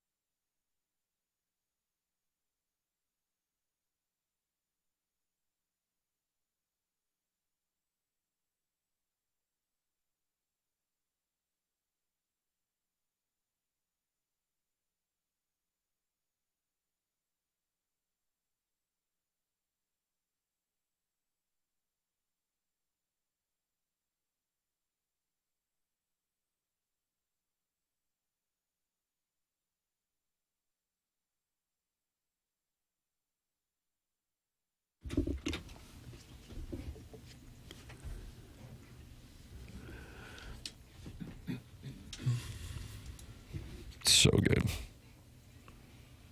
I didn't have anything, so this was the quickest thing I could get up. Tee-hee. You like when a guy says tee-hee? I don't mind it, I guess. I liked when Berman and Tom Jackson did NFL primetime, and whenever Michael Jackson of the Browns would catch a touchdown, they would go, hee-hee. Jackson just enjoyed the picture. Well. Did they do any hee-hee? Oh, yeah. Major hee-hees. Has that got you saying tee-hee? Not necessarily. It's impressive how much, the nephew of Michael Jackson actually looked like him. That was good. They did a pretty good job with that. Yeah. I'm 5'10", my pants are a 32 length. How the hell's Jackson wearing a 32? Put your damn ankles away, man. Who's your daddy? Yeah, I like them to be not like showing all my ankle, but I don't like pants where the leg goes below the shoes or anything. They call them clam diggers? Yeah. Rafael Nadal? Clam diggers hit you about the calf. Gauchos? 34 would look really long on me. 32 probably a little short, but they don't really make a lot of 33 length pants. No, so 33 would probably be more likely my size. And I'm only 6 feet tall, so 2 inches there. Not that big a difference. Only 6 feet tall. You're like a giant. This guy. Martin's taller than me. I know, but this guy was me saying to you what you were saying to him. Yeah. Fair. You were dunking on Tim right there. Yeah, exactly. Nobody right. does that. Not after that leg length thing surgery, that live That's long right. thing. I'm so excited about that. That's going to be fun. Where a guy had it and then was standing in the grocery store and his femur just snapped in half. Oh, God. And he said, I thought that the surgery would be the worst pain of my life, but I was wrong. It was standing at the grocery store and my femur snapped while standing. Then you'd have to go back and have it done again. You'd be, I might pack it in. Yeah, this bury me in the aisle 3. You would want to be put to rest. Next to the dry pasta.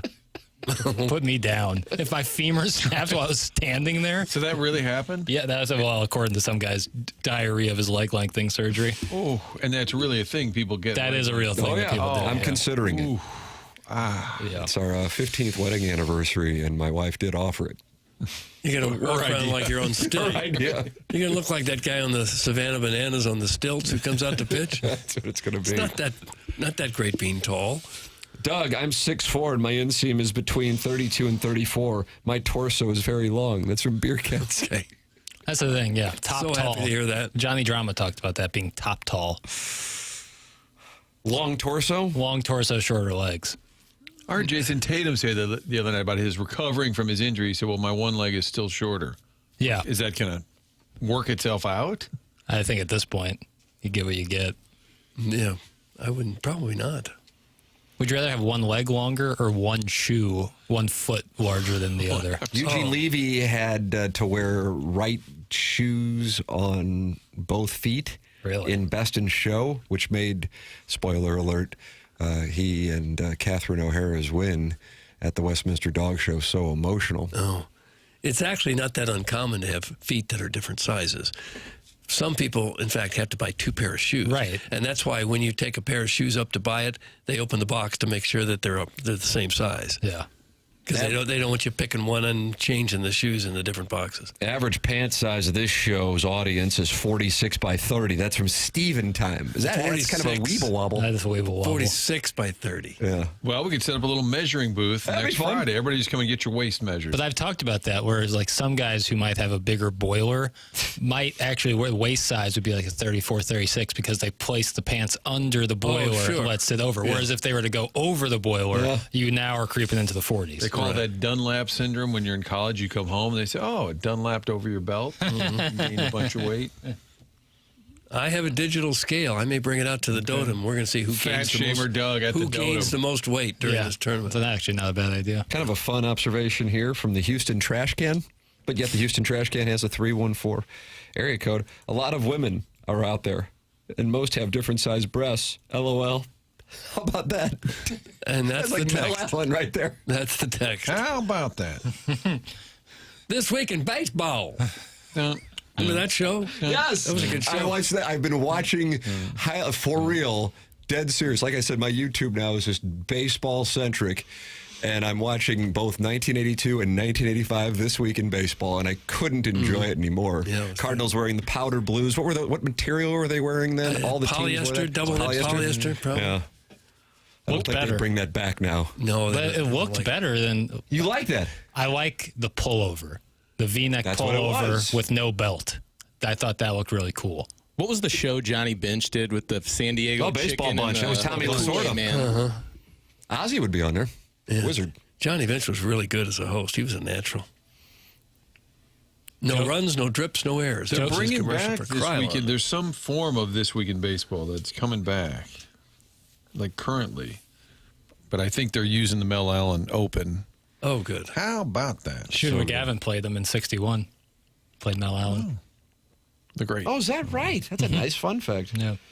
Guys, I'm 6'3". I have 36 waist, 32 inseam, and I weigh 218 pounds. That's from Doug's anger translator. That was like an honest text. Like not crazy. 36, 32. Do we really care what everyone's inseam is who listens to this show? It's nice to have. What are we going to do with it? Do you have a little file? Yeah. Still working on that text. Hey, you're about done with the name changes. Oh, I still see requests coming in, though, as we speak. It wasn't until you said so. Well, I'm just pointing out. We got an hour and 15 minutes to the listeners, to all the ladies on the Washington University campus. You got an hour and 15 minutes to get Teacher, you forgot to collect the homework. Oh, Miss Crabtree. It's time for the Design Air Heating and Cooling email of the day. I can tell by the way you're standing at that urinal with your hands on your hips in the 3XL t-shirt you're wearing that you're a member of the TMA Reddit. Here, let me set aside this dog-eared Lane Bryant catalog that I use to pleasure myself and join me in the stall. We'll listen to all 4 hours of TMA and after TMA, and then we'll post about how lame and stupid the show is. Did you cut me off in the Ford 350 with the Salt Life and FAFO decals on the rear window? Okay, I thought so. That truck's sweet. How awesome is it to have a $1,200 truck payment on a $40,000 salary? How do you manage to fit that in while also paying $5,000 for your son's elite travel team? You rule. You know what else rules? That you had the balls to call out TMA for being sponsored by Guanabanas while celebrating your anniversary at Texas Roadhouse? After you flop around on your wife for 30 seconds tonight, I can't wait for you to call Tim, Doug, and Jackson lazy for not doing After the Morning After on Fridays. Is that what goes on there? I don't know. Can't wait to see what other asinine thing you write this weekend while traveling to Branson for a B8U tournament.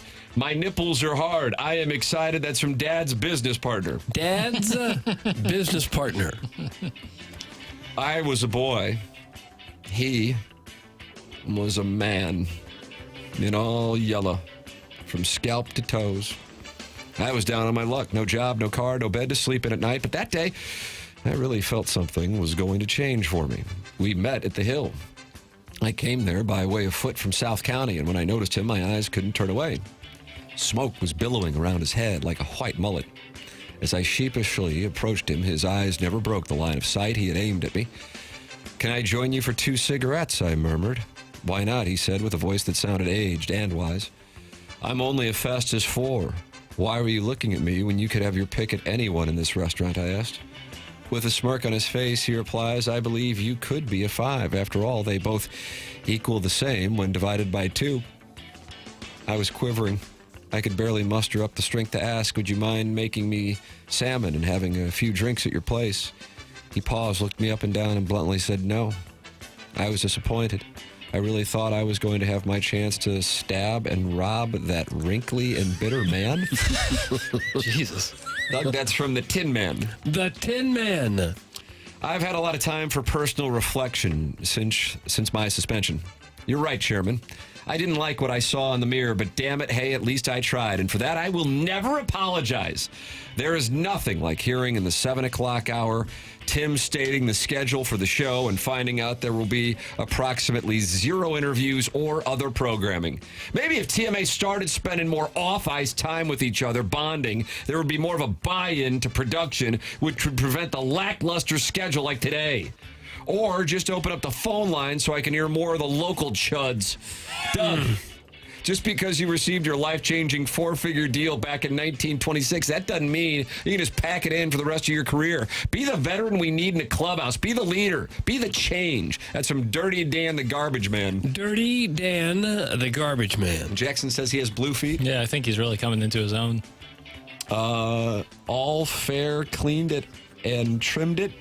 Appreciate the feedback and the second chance. What's going on? Chairman, is this an interaction you had with this? He sent in something that would have most definitely had us removed from the airwaves. Oh, is that right? No. That would have delighted a lot of retirement communities. So I just said, Kowski sends it in just to see if we'll read it so he can get rid of us. I just said, hey, I like this job. Can you maybe edit that? And he did. How about that, Doug? Look at that. A nice little give and take. Yeah, nice of him.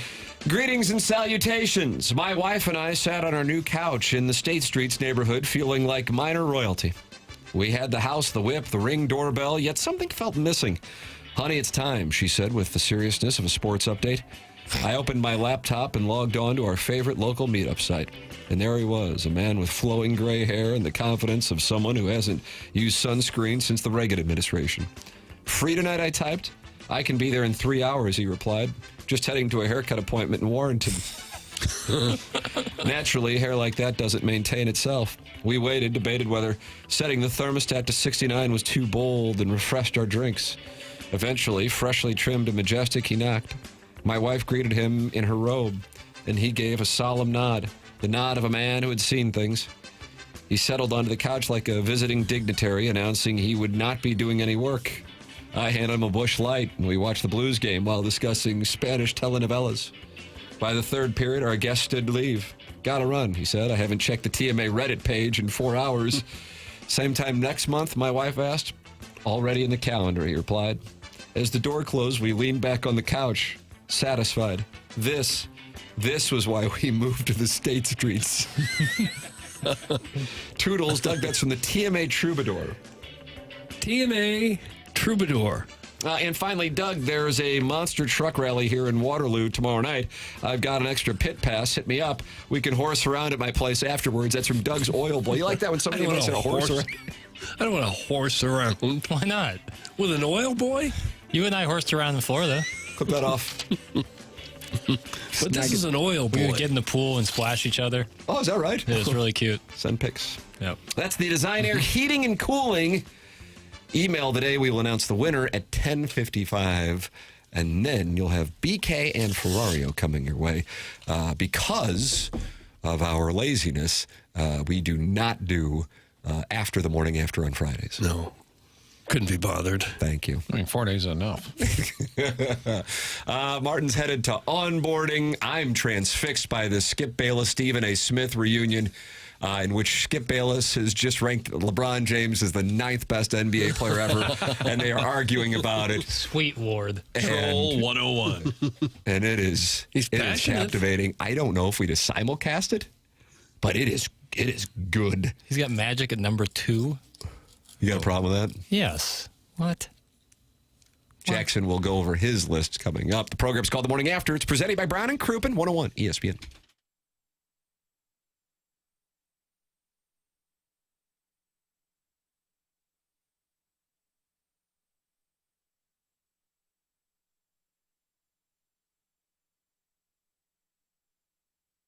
Well, the spring is the time when you start to look around and go, I think this might be the time to capitalize on the weather warming up and making sure we keep our energy bills down. You've been waiting for the weather to break to finally deal with those old drafty windows. Well, here we are, and Universal Windows Direct can help you. Right now, when you buy 2 windows, you get 2 free, and there's no limit. The more you upgrade, the more you save. Plus, you'll get 24 months with no payments and no interest, so you can move forward with your project now and not worry about paying for it for 2 full years. And this month, they're also offering a $500 bonus off your home improvement project. Call 314-334-2522 or visit universalwindowsdirect.com to schedule your free estimate today to start enjoying fewer drafts, more consistent temperatures, and lower energy bills. Upgrade with confidence and enjoy the comfort, savings, and peace of mind that comes with it. Like me, you will be saying, I love my windows.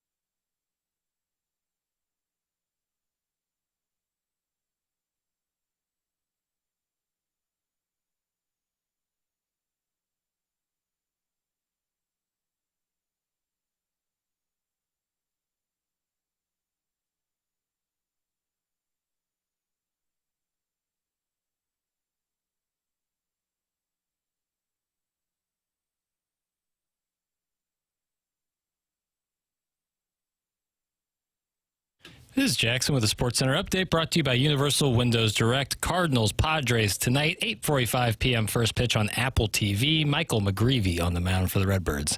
That was another Sports Center update brought to you by Universal Windows Direct. You'll be saying, I love my windows.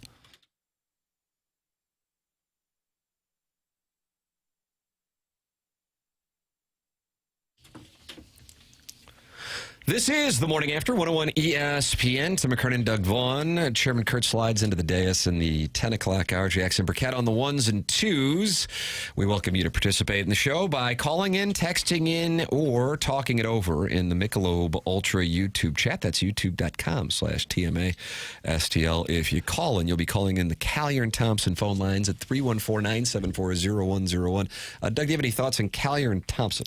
Well, I have the thought that these are the people that are going to turn your house into the place you've always wanted to live. The best remodeling company in town. They've been around since the 1950s, making St. Louis homes look beautiful. At Callier & Thompson, your kitchen and bath remodel isn't fast food, it's fine dining. Crafted, curated, cooked to perfection. Don't trust a contractor who can start tomorrow. You have to trust the one that's worth waiting for. There is a planning process with what Callier & Thompson does because it's intricate work, and they got to get the right materials in, and they got to schedule people's time. So it's not something that they're going to do over a weekend. It's going to take a little bit of time, but boy, when they're done, you're going to be happy. If you go to their website, you can take a look at some of the before and after work that they have done on some of the best houses in St. Louis. It is just incredible, the work that they do. And maybe the most important thing about Callier & Thompson is this is a remodeling company that you can trust. Callier & Thompson, they will listen to you.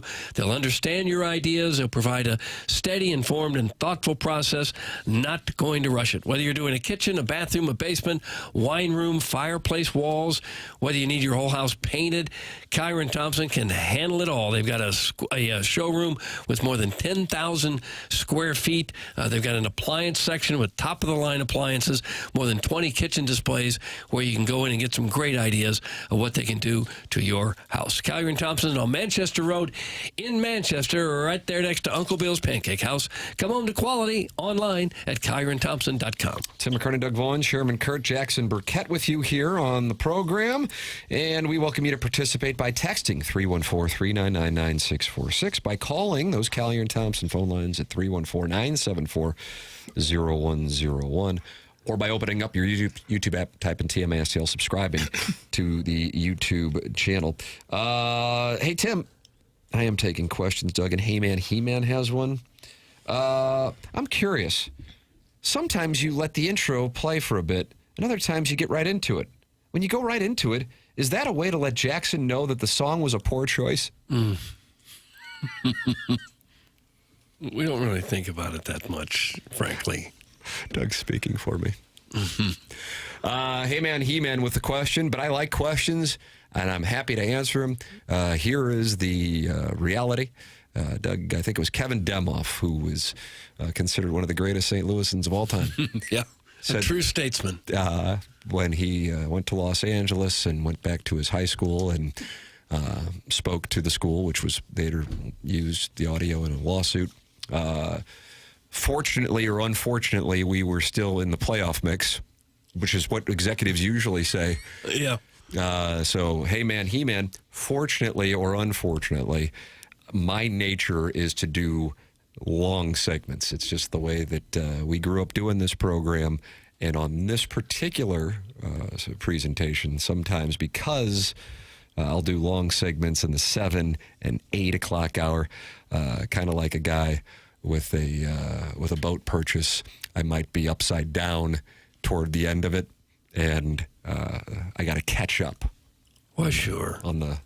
So I know that I probably need to catch up on the breaks. That's what the deal is. What segment are we in, Papers? 9-3. Doug, 9-3. Oh, and yet here it is at 10:13. Yeah. So I like that He-Man is paying close attention, but I know I got to get in. I know Doug's got a live endorsement for the great people at Callier & Thompson, who I had to my home, too, to take a look at things. And then I know that I got to catch up. So that's it. But I will take logistics questions all day long. Speaking of which, I texted Anouk Karunaratne, who's been on this program a couple of times. I believe he was our guest when we were at Ballpark Village, and Martin moved his foot about an inch and it knocked us off the air. I remember that. And it was on Cardinal opening day. Yeah, sit still. It's like having an MRI. Yeah, that's right. And I posed him the question.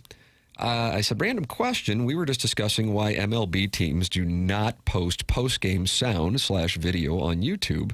In contrast, NHL teams do it. So we're wondering if it was an MLB regulation. And he got back to me right away, and he said he's going to look into it and get back to us. Sweet. So we're going to have some information on that.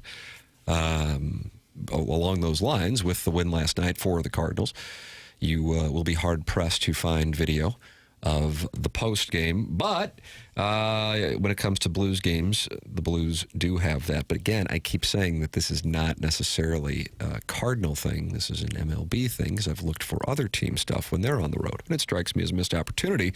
Derek Gould did write about it, though. And he explained why last night's win had some additional significance to Ali Marmol and the Cardinals. We will tell you why coming up next. This is TMA 101 ESPN.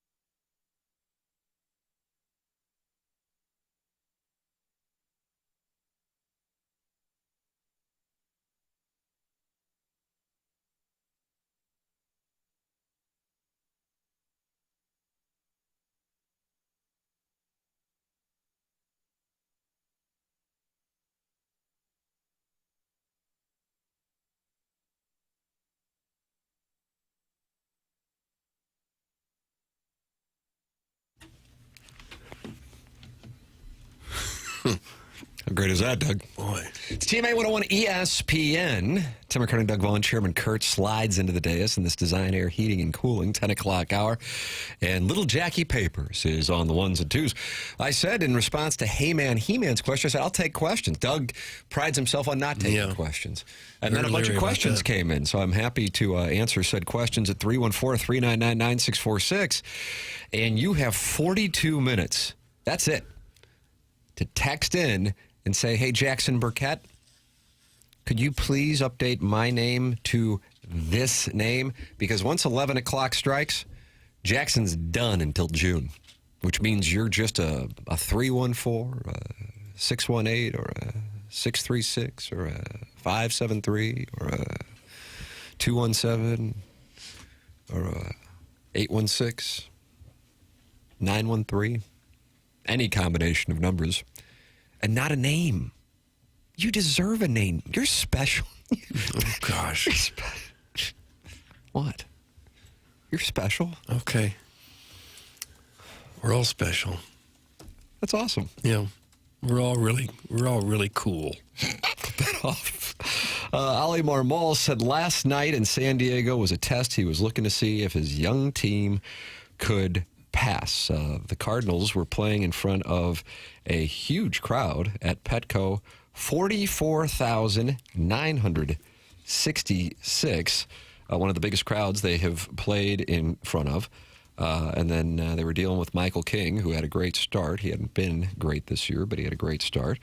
And they were trailing early and put to the test early. And it really did look like in that first inning that the thing could break open. And considering you would have 4 straight games against the Padres, that's the kind of thing that could create a domino effect for the 4-game series and potentially lead to problems. Then you get the pickoff in the first inning, Bogarts. Cardinals come back to tie it. And then in the 7th inning, this is what happened with Mason Wynn at the plate after Jordan Walker had doubled. Here is the call. It's all about timing. On a line, right field off the end of the bat. Castellanos in, can't make the catch. Walker motors around third. Wynn sprints to third with a go-ahead triple in the 7th. Is there somebody moaning there? Someone was moaning. It was not an easy play, but it was a play that some right fielders probably make.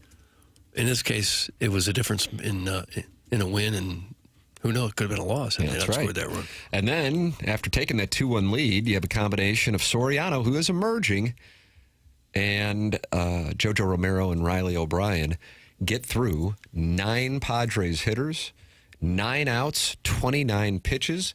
And you want to talk about domino effects? You need your bullpen in a tight game like that. You need somebody to emerge to pair with these combination of Romero and O'Brien.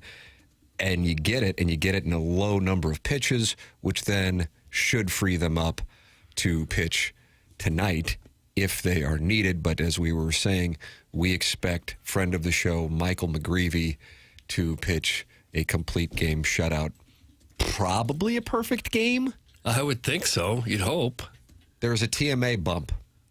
Yeah. He'll get a big lift from that. And as he gets ready to go to the All-Star game, I would imagine we will go as well. It seems as though in this current era of baseball, teams have to rebuild their bullpen almost every year.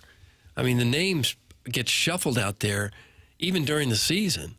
And so unless you have a truly elite closer, it seems like teams are always shuffling who's in that bullpen. And bullpens are more important now than ever because they're always coming in after the 5th or 6th inning. Because they don't want them to go through the lineup 3 different times. Right. Ali Marmol said following the game, this is in Derek Gould's piece in the St. Louis Post-Dispatch, you want to check certain boxes when it comes to growth and development with this young group at the end of the year. And one of them is being able to play in tough environments.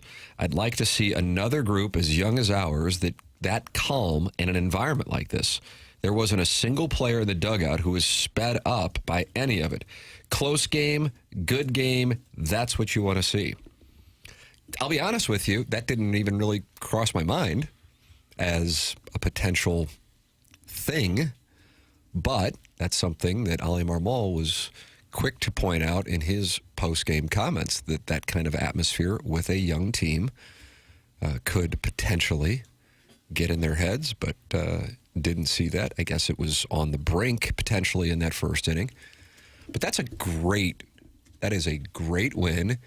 And perhaps if the weekend is successful, you can go back to Liberatore picking off Bogarts in the first inning and how things may have played out if Bogarts doesn't get picked off, because that can compound. Instead, you wind up getting Liberatore to throw six innings super effectively.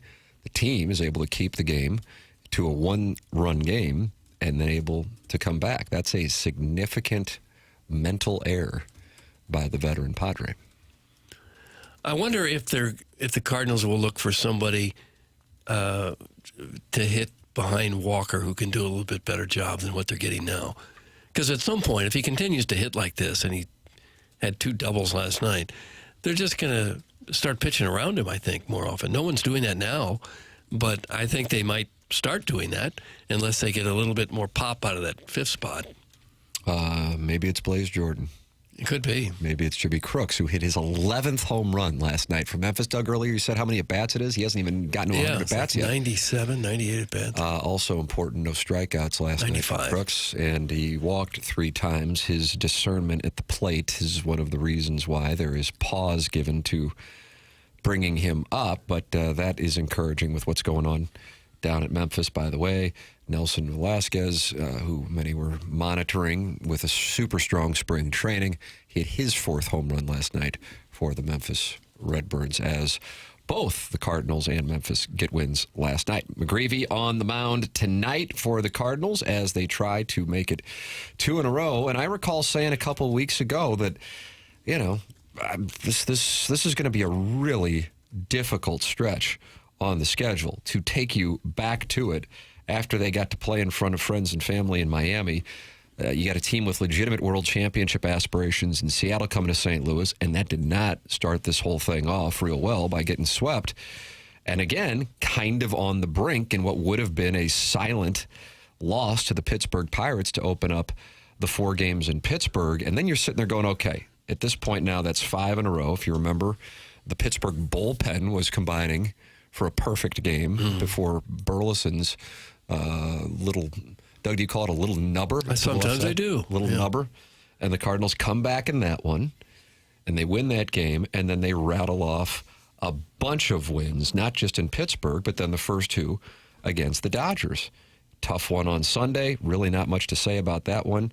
You tip your cap to the Dodgers and Lebreski. But they beat the Brewers the next night and bounce back. So here you have a test with the Mariners. I know the Pirates have been a punchline, but the Pirates have higher expectations this year around baseball than the last few decades, minus a couple of seasons. Of course, the Dodgers, the Brewers, the Padres.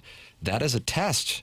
And if you would have said, okay, that's with no off days either, that's where the season can get away. Instead, the Cardinals have played well above 500 in that stretch, and if anything, are looking more impressive. So maybe there's reason to sit there and go, okay, maybe there's something happened. I also think that the 2 things that stand out to me, I thought, okay, the Walker thing had started to fall apart, if you recall that. I mean, he had the heater, then he falls back, and I'm like, okay, they figured it out. He can't lay off that low outside pitch. To his credit, he's gotten hot yet again. And this is a minor thing, but you cannot get through a season with just JoJo Romero and Riley O'Brien being the guys you can bring in a crucial situation. And I'm not saying Soriano is going to turn this into that 2015 Royals bullpen where the game basically was over after the 6th inning if you didn't get to the starter and you were trailing. But Soriano may be the guy to put with those 2 guys, because that bullpen was the thing that I'd go, God, they can be up, but you just feel like you're dealing with potential danger anytime it's a non-O'Brien, non-Romero. Jared Schuster looked pretty good the last time he came out. They just brought him up. Yeah, he's on the back and forth I-55 expressway. Yeah, he is a former first-round draft pick. And Stanek has had some moments when he's looked really good and moments when he hadn't looked very good at all.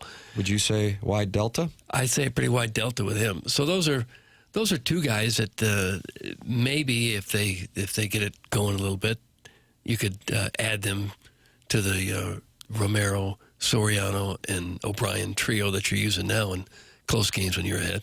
McGreevy on the mound tonight, carrying his 2.52 ERA into this evening's start in what is his hometown team's ballpark. He grew up as a Padres fan, hated the Dodgers, and he gets a chance to go up against the Padres at Petco tonight.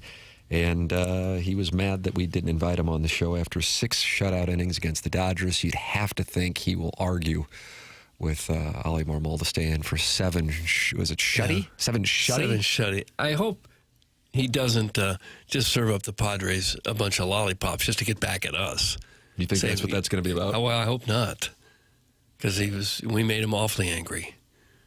Yeah, he was pretty pissed. You know. Get involved in the program, 314-399-9646. Air Comfort Service text inbox. And then you also can talk it over in the Michelob Ultra YouTube chat. Get a solid 5th starter and 2 bullpen arms, and this team's in the mix. That's from Joey Vitale's Orange Scully. Well, they're in the mix right now. 5 teams in the NL Central are over 500. Only 3 teams in the entire American League are over 500. I guess the National League's kicking ass in interleague play. That's from Moby's brother Big. Yeah, well, they are. They definitely are. Cardinals are now plus 295 to make the playoffs. Doug, 3-1 on your money. You want it? That's Jugs in D.C. Wow. Plus 295, Papus. That's Jugs in D.C., Atlantic 10 basketball gambling expert. Who would have thought on May 8th we're sitting here with the Cardinals plus 295 to make Hell the playoffs? No, not me. I really thought they were in for just a horrendous season. It was plus 430 last week, so trending. Mm-hmm. Take 2 or 3 from the Dodgers. Take 1 from the Brewers to bounce back. And then get that one last night. Doug, you make me angry. That's from the Dogtown Dumper Pumper. That's Nothing what I else. try to do. No exploration. That's No what I try to do. explanation. Now Riley O'Brien and Mason Miller tied to lead Major League Baseball with 11 saves, I believe. How about that? There's no way of knowing. No one keeps track of that. What we're going to do, though, is over the weekend we will look it up, and we will get back to you on Monday. Okay? Yeah. Is that fair? Well, yeah, you got to give it some time. It's not like it's just right there. Like there's any way to look it up quickly. There just isn't. What's the play this weekend, Doug? That's from Cuck Knipple. Well, first of all, O'Brien and Miller, yes, tied with 11. Oh. Somebody call you? No, I see it, right? Turns out there is a thing. Way to look it up. And it was Mason Miller bobblehead night last night. It was. How does that feel? Yeah. Probably not good. Yeah. He's pretty unbelievable. He's all but unhittable. His stats to begin the season this year were godly. I'm just in for a good time. That's from STL Custom Painting, LLC. Well, where are you really? I did not change that name. It's really hard to change the name if you text them as your business. Is that right? But you can do it, but it's just difficult. It's like lifting. I've not figured out a way to change that. That one's like, it's etched in stone on that one. It's like a scarlet letter. How about this, Doug? that. This is a response to Cuck Knipple. Arbor Day. And this is the endorsement you want from my standpoint, because I think Arbor Day is the greatest of all time. It's weird to think about, but Doug has probably made me laugh more than any other human being in the world. Iggy's hot on his trail, but Doug seems to do it on purpose. That's from Arbor Day. I don't know if that was a left-handed compliment or not. Probably was. That's pretty cool, though. I think it was a left-handed compliment to Iggy. That's where it was. That's a good topic. Who's the person who's made you laugh the most in your life? It's a good question. Doug might be live. Doug would be up there. Well, just we pure worked together volume. for 5 years at KMOV, and I'll tell you what. You know, Jackson, I know you were too young, but on the phone books that I would sit on in my chair, they were wet because I would wee myself from laughing. Oh, really? Yeah. You had wet phone books? Yep. The dampness would seep down into the R's. Oh. So vivid and yet so accurate. I appreciate the free business plug. Thanks, Tim. You actually are the best. That's from STL Custom Painting, LLC. You actually are. That's a giant. So people are now changing their names to their businesses, and I don't know. I don't know if is that a form of YOLA, Jackson? That's a way to get free advertising. Yeah. We're gonna have to snuff that out. Mm-hmm. Should we? You can deny any name, right? No. Because what if it wasn't really their business, it was their competitor, and they're saying nasty things, and it sounds like this business is up to no good. I like how he said Tim's actually the best. Yeah, like he had finally figured it out. Right.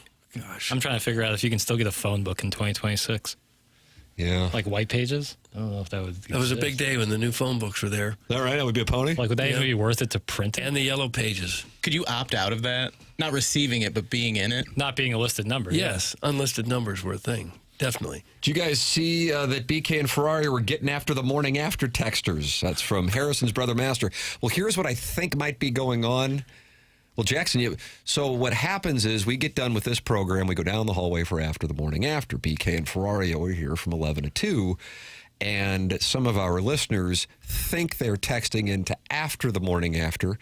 And the texts are coming into their program. They're discussing their topic, and all of a sudden, the recovering alcoholic is offering up his wife to a variety of different people not involved with their show. And that can throw you off. Yeah, there's going to be some growing pains with this. And BK shared his observation with you? It's confused. Confused. Do you think Bob Bragg and Bob Burns would get thrown off when people would call in and offer wives to them when they were doing their program, but they meant to call down over to KHTR? No, they were veteran pros. They could handle that. I was thinking about the phone book pages. In the time before the internet and my name was in the phone book, I actually got a call once from a guy who wanted a score update. I got a call at home. At home. Did you give it to him? I don't think I had it to give it to him. I just remember it was one of those where you look at the phones and, is this really happening? I had to get an unlisted number. Yeah, that's going to do it. Harrison's brother Master says Iggy was catching big-time strays. It was hysterical. Guess we got to find that audio. Yeah, I guess we got to work on that. Let's see. Can we, now that we're a year or two away from it, can we do a post-mortem on Sweet Sweet Kai's infidelity stew-themed weekend and how many relationships dissolved as a result of the no +1 invites? That's from Arbor Day. Jackson, are you interested in doing a podcast on Sweet Sweet Kai's wedding and the relationship statuses of those who did not get +1s? No. I don't want to do that at all. It's from Arbor Day, though. Yeah, that's fine. It's like putting the microphone in my living room, and I'm out on that. Boundaries, Doug. It's all about boundaries. Sure it is. You don't want to get a score update call at home. No. You don't necessarily want to do a post-mortem on people's personal lives at a wedding that only one person on a local drive time sports talk show was involved in. They still married? Sweet Sweet Kai? Yeah, of course. And his wife was hit on by a woman at the Post Sports Bar and Grill who was mad that she was with Sweet Sweet Kai, implying that Sweet Sweet Kai wasn't man enough for his wife. They live 5 buildings down from me now. How about that, Doug? Do they really? 5 buildings down? Yeah, this guy is like Upper East Side over here. Yeah, 5 brownstones like down. That's great. How's those new digs doing you? You like it so there? far, so good. Yeah, really like it. But he's been living minimalist. Yeah, I just need more stuff. I got to get more stuff. I got lighting. I'm very particular about lighting. No overhead lights. Only lamps. All right, look at you. Only lamps. Get Ben Franklin over here. Lighting elitist. Yeah, I don't. It's too harsh. Overhead lighting's too harsh. Get a dimmer switch. There's going to be some good text coming now. Yeah, dimmer switch would be good. But that's not my place. Now I'm adding something in there, and you could basically kiss that security deposit goodbye if you start adding stuff like that in there. Oh, it's a tiny little thing, little plastic thing that goes onto the light switch. All right. What was the Bob Vila? Was it Bob Vila over there? Yeah, this old house, I think. It's not a real complicated move. Tim needs to eat some crow. I said before the season that this team is going to be fun to watch, and he laughed like a buffoon.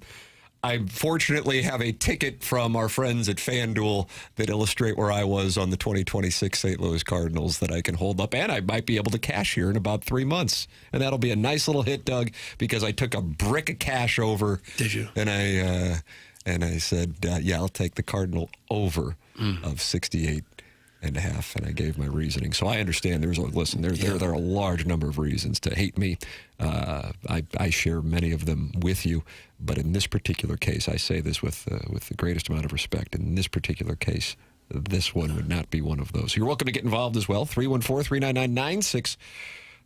And then, of course, you are able to communicate in the Michelob Ultra YouTube chat with 248 other TMA listeners. YouTube.com/TMASTL. Doug, 6,870 subscribers. So you're 130 away from the gold bullion that you've been craving. Ideally, by Memorial Day weekend. I'd like some, please. You can have some gold bullion. The program's called The Morning After. It's presented by Brown & Crouppen on 101 ESPN.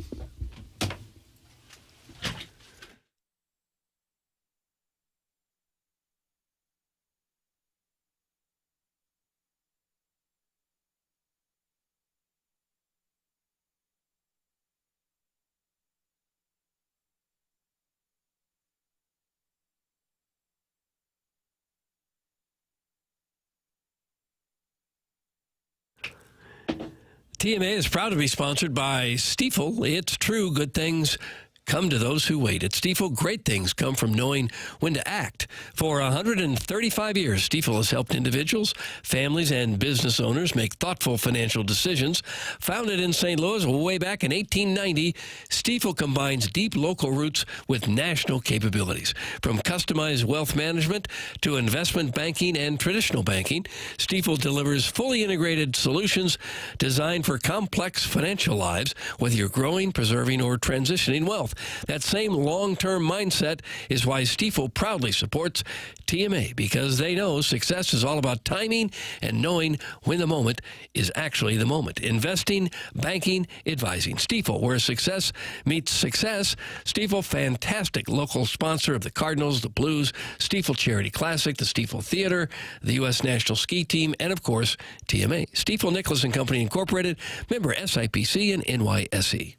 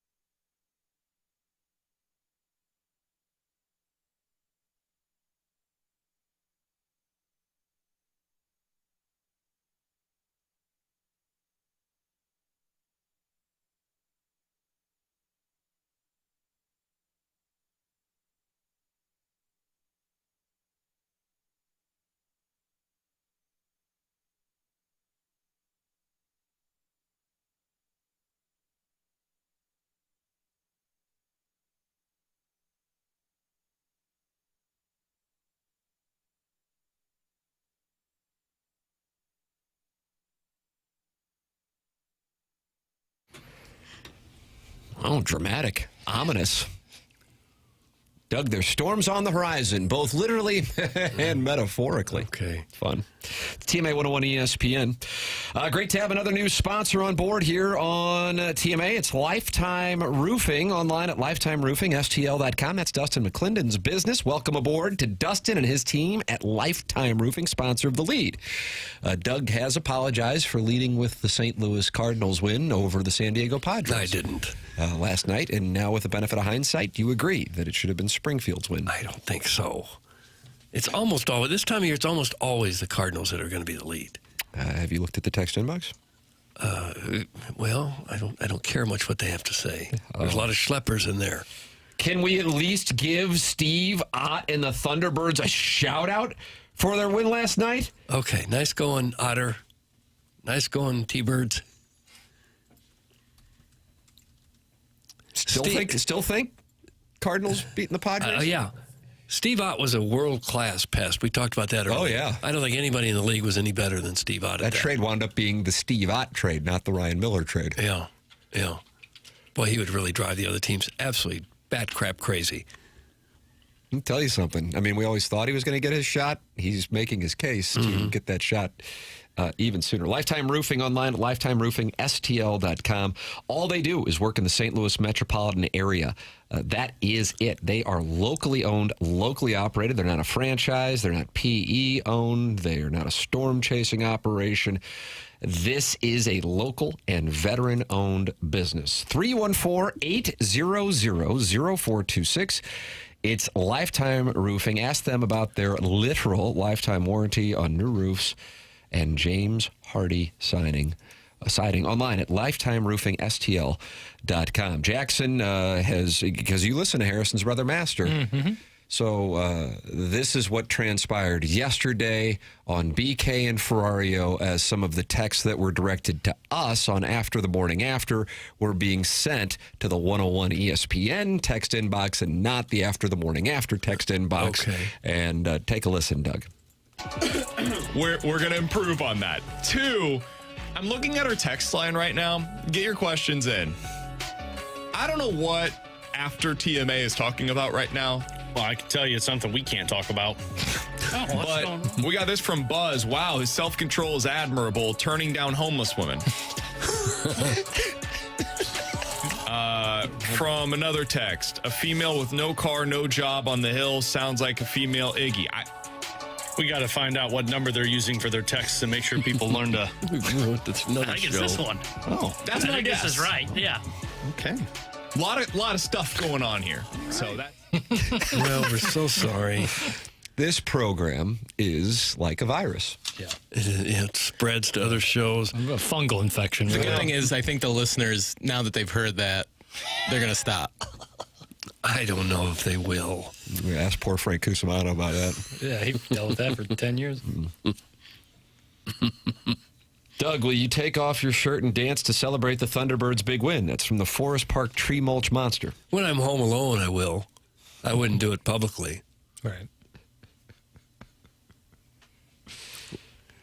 Otter's post-game speech would make Berube proud. That's from Sharon and Clayton. I'm sure it's very good. What's going on? Jugs in D.C. says if one more... What's this? Oh, I lost it. It updated. Son of a sack ass! What happened? I started to read it and it updated and went down like it...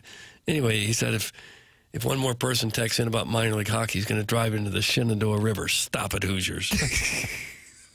He's out by the Shenandoah. Mount Rushmore Rivers, Doug, go. Oh, the old man. Yeah. The old man. Clark W. Griswold, sir. Yeah, the Nile, the Amazon. Okay. And how about the Missouri? There you go. So not De Pere? River De Pere did not get in there. No. Okay. Meanwhile, on the reunion between Stephen A. Smith and Skip Bayless, Doug, they are still debating Skip's list. This is now 50 minutes later of the top 10 players in NBA history, and Stephen A. Smith seemingly has gotten madder. He can't take it. Jackson's not happy with the list either, so it's worked on him. He's got Magic at 2. See, there you go. In what world? It would be and now is that engagement farming? Yeah, yes. This is the thing is annoying is he's got, in my opinion, the 10 people correct. They're just way out of order. I'm surprised he'd have Shaq at 3. Oh, Shaq's way up there. I mean, he's not ahead 3. Ahead of Jabbar and Chamberlain? Am I crazy or does he not look great? I can't believe this is going on. Right Skip now. Bayless? Yeah. Well, he looks I did older. this. I'm to blame. You Everybody are. can blame me for even acknowledging this right now. We all need to do our own top 10. Top 10 NBA players? Want to do it? All right. Final segment of the program for the week coming up. BK and Ferrari at the top of the hour. This is TMA 101 ESPN.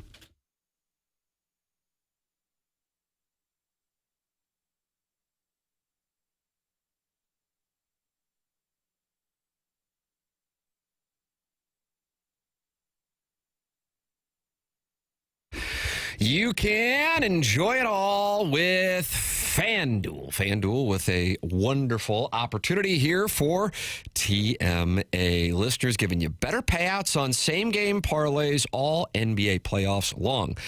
With more ways to build and more value every time you play, you can stack your picks your way for every game, every matchup, every moment. Jackson Burkett has one for you. What do you got?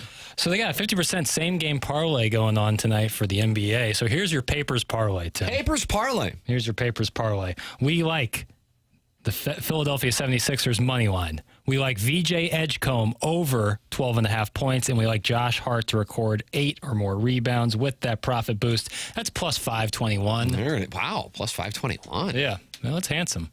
Might have to pull them. Little Papers parlay. Papers parlay. From spreads to player points to threes and more. Build it all into one same-game parlay and go for bigger payouts. So if you're betting same-game parlays this NBA postseason, bet them on FanDuel. More options, better payouts, all NBA playoffs long. Head to FanDuel.com/local to get started. FanDuel, an official partner of the NBA. Play your game. Must be 21 or older and present in Missouri. Gambling problem, call 1-800-GAMBLER.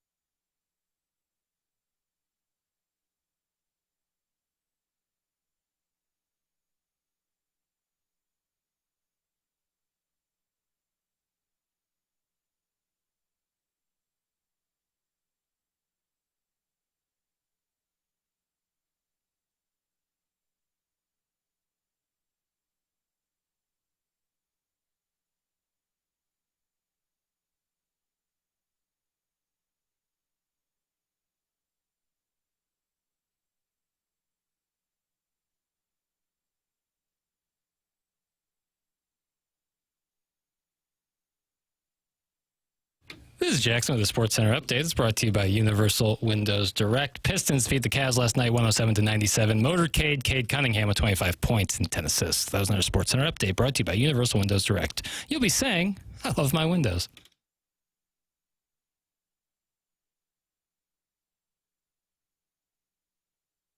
Well, Doug, here you go. Jackson has the winner of the Design Air Heating and Cooling Email of the Day for May 8th, 2026, also known as 7 Days from the Dotem, presented to you by Cutwater.